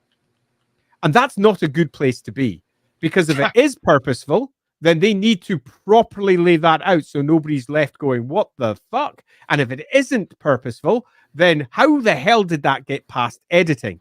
Because it shouldn't have. Whoever is responsible for the lore at their end should have sat down and gone, oh, wait a minute, no, the comet, there is a problem here. That needs to be fixed. And it's such a fundamental piece of Warhammer lore. I can't believe whoever did the editing didn't know it. And that leaves you just going, was this purposeful? Yeah, well, and it speaks to kind of Games Workshop's legacy that I feel so confident saying, I bet you money it wasn't. And also goes to show that Games Workshop is kind of notorious for just not double checking their work very well. Yeah, and I'll admit to being both utterly delighted. Right at the beginning of the stream, I was mostly all smiles. And the reason for that was because I expected to get far further than just the timeline. Because the next sections, the ones we'll be doing, I presume, you had next too much week, faith in us. yeah, way too much faith in our speed. The next sections, there's loads of good in there that made me super excited. In the same way that the first sections, there's loads of good, but there's so much in that timeline that it did involve us having to break it down a little bit. And I think that was time well spent from our behalf, regardless of the fact we didn't do it as fast as we would have liked. And that focus on the timeline, I think, does show that there are definitely areas of weakness in this book if they aren't mistakes. If they are mistakes, equally, there's completely different weaknesses. Oh, man. In fact, I just can't. Yeah, so well, I'll move us along here to say that overall, I like it. Overall, yeah, me like, too. Love it. Like, there's a lot of things for me to go about, but like overall, I would say like a 7.5, 8 out of 10 for me personally. Of like, I like a lot of the changes they've made. I think the universe feels more cohesive in a lot of good ways. There are some stupid mistakes, but I'm also, I don't know.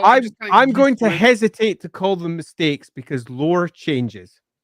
And it does. I have gone through previous iterations of lore updates going, well, this is a mistake. And then it just became the standard from that point forwards, because whenever anyone else moves to the book to check the lore, say, for example, Games Workshop goes to a licensor and they say to the licensor, go read the Old World book because that's what we're currently using for our lore. They read that and then they reproduce it in computer games, in novels, everywhere else. It becomes the new standard. So I am going to be super hesitant to say these are mistakes.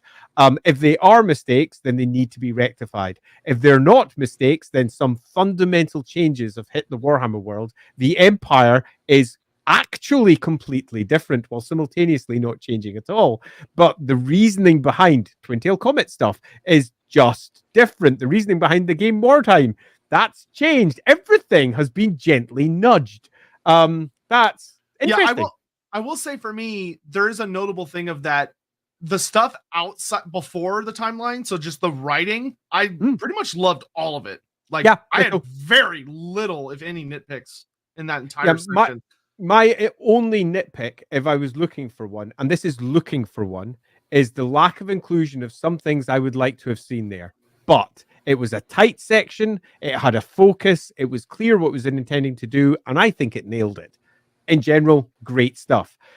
Sadly, we spent a little bit too much time on the timeline, though, where we saw many of the issues that raised, particularly because some points in the timeline kind of contradict other points in the book elsewhere. And also contradict such deep established pieces of lore that you're just left scratching your head going, did the person who was writing this understand the faction they were writing about? Where is Nehek? Yeah, and I will say, like, the timeline, to me, I think the best way I can put it is I think you can see a weakness in that, for those unaware, Games Workshop deliberately and completely abandoned the timeline as a concept after Warhammer Fantasy. And they even put out a statement in Age of Sigmar that they weren't going to do timelines anymore because they really didn't like doing timelines, because they found it to be the amount of cross-referencing they had to do, stress them out. And they were tired of people calling them out on it. So they just don't do them anymore. This is the first time they've done timelines in like 5 to 8 years, I think. And I think it shows, is the way I would put it. In that in the Age of Sigmar books, there are things that are like timelines, but they don't have any dates, and they're just like a bunch of very unrelated events to kind of flavor out the faction, but they're faction specific. Where what's weird to me is, like, there's no timelines in these books, which would have been really nice considering they're using them again, and there are also no timelines in the Forces of Fantasy and Ravening Horde books. Nope. No. Which also would have been really nice. So it's weird. Like, they're going back to a universe which has a timeline and it matters, but it feels like they put a very teeny tiny amount of effort into it, and they also clearly have not done it in a long time. Which is weird. But to me it makes sense because it feels like someone who has never had to do a timeline before had to do a timeline, and it shows. When they're not doing the timeline, it feels really strong. It feels really strong, which is great. But it's just like having been responsible for writing more than one Games Workshop timeline that were published, they aren't that hard. And I agree with the points there, while simultaneously going, they're not hard. And a good chunk of what was written in that timeline just needed somebody who'd either done them before, and I think absolutely right to call out that they just hadn't done them before, or at least had sat down and going, what is the point of this timeline? What are we doing with it? What points are we driving home? What is the tone? What is the repeating motifs that we need to ensure are laid all the way through this so that it feels like it is speaking to the old world game that we're about to present? It lacks the depth required to do its job. And I'm not going to continue ranting about this because I think we've made it pretty clear. Plus, we've got a couple of super chats. Yes, so let's go ahead and knock those out. Here we go. First from the Singemeister. Any news on the Araby/Southlands? Does Auckland exist? I don't know what that is. So what I will say, the answer is no. Yeah, Araby is mentioned here. Araby's an interesting place right now. It's mentioned in a couple places. Yeah. The Crusades, it feels very deliberate that Games Workshop isn't really sure what they want to do with the Crusades right now. Sultan Jafar is just gone. He is, if you go read any of the stuff by Cubicle 7, they just call him the Great Sultan. They never refer to him by name, which to me suggests that Games Workshop doesn't want to call him Jafar anymore, that if they're going to use him, they're probably going to rename him and change a lot about him, which is fine. Hajar. Yeah. Try it.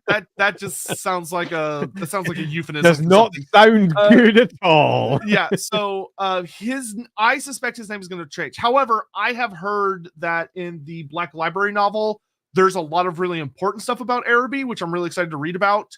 That has to do with like elementalism, like specific aspects of magic, which makes sense. So do I think Araby is going to be important? Yes, in the long run, but I don't think they're going to touch on it for a while. And for the Southlands, when it comes to the Southlands, we will have more to talk about when we do the map stream, which we will do a map stream. There's a lot of really cool things going on with the Southlands. They seem to be implying that there's going to be human tribes that live down there, which would be an exciting exploration of the. Not much in these bad boys. Nothing in those, which is a shame. Which, I mean, to be fair, with where they're focusing right now is fine. But, given the amount of lizardman material in there, they could have at least got a mention. I know. The lizardmen are honestly, the biggest fucking mystery is that the lizardmen got so much attention. And it's not even like it's the Southlands lizardmen. It's the Lustrian lizardmen. They got a ton of new lore. Which is like, hello there, Jakob. Presume I'm pronouncing your Jakob correctly. Why is Be'lakor able to manipulate time in Archean? Right, there's a big, long other stream there about Be'lakor that I think is worth going and have a look at. But very loosely, in the easiest way to mention it, Be'lakor is not mortal. He's a demon. And he comes from the Aether, where time doesn't really exist as we understand it. Manipulating time is not entirely unknown for a demon that can somehow manifest in the real world. Be'lakor is special, proper special. We can detail that elsewhere, though. Yeah, if you go read Gotrek and Felix, The City of the Damned, I think it is. Yeah. It is. That book. No, that might be the one about. No, actually. It's no. It's one of the Gotrek and Felix books. Yeah, it's one of the Gotrek and Felix books. It's God damn it. In the synopsis, it'll say something about oh god, what's that city called? Mordheim? Mordheim, thank you. It'll say something about Mordheim. But when Gotrek and Felix go to Mordheim, there's a whole thing that explains the Be'lakor shenanigans. Hey, Laughing God, it almost feels like the writing of the timeline was rushed. Thank you very much for the chat. And you know what? It sort of does, but you tend to find for a book like this, the production time on it has been long. They've had more than enough opportunity to not just read and reread and edit and re-edit. They've had a long time to put this in place. The book, I feel, those who read it did not notice these errors, did not want to make the decisions that we suggested that they make. So I would suggest most of it's purposeful. So this was the expansion on the question of elected. No, that character is not mentioned. That feels very strongly to me like one of those characters that Games Workshop has flat out forgot about. Yeah, Ackland, almost certainly a reference to Tony Ackland, artist extraordinaire at Games Workshop at the time. Yeah, so they would probably definitely not use that name again. Indeed, yeah, quite. He drew that picture of the Fimmer sitting behind me. That's the original piece. So that was the very first concept piece for the Fimmer art. Hyos, depending on their mentioning, just mainly world, but sucks they don't mention Lost Ericsson and Skeggy. Yeah, the Norskins only get mentioned for. Granted, the Norskins have a cool section later. Great. Yeah, it's a great fucking second, but the timeline segment is very weird. Yeah, the Norse section, when we get to that in the next stream, it's great. I completely agree. In fact, I'm going to probably say that most of the next sections are really good. There's some really interesting choices that come later, which I'm really looking forward to getting into because I've got like some notes indeed. So I didn't forget it because some of them are super awesome. Very interested to see about we get on to next week. I think we know what our topic's going to be next week, though. Yeah, I think we're just going to carry on with this because it's interesting and it's really relevant to what's going on right now. Yeah, eventually we'll get back to votes, but yeah, I really wanted to do a vote for next week, but I think this is 100% worth continuing on. So moving over on to Loremaster's channel next week.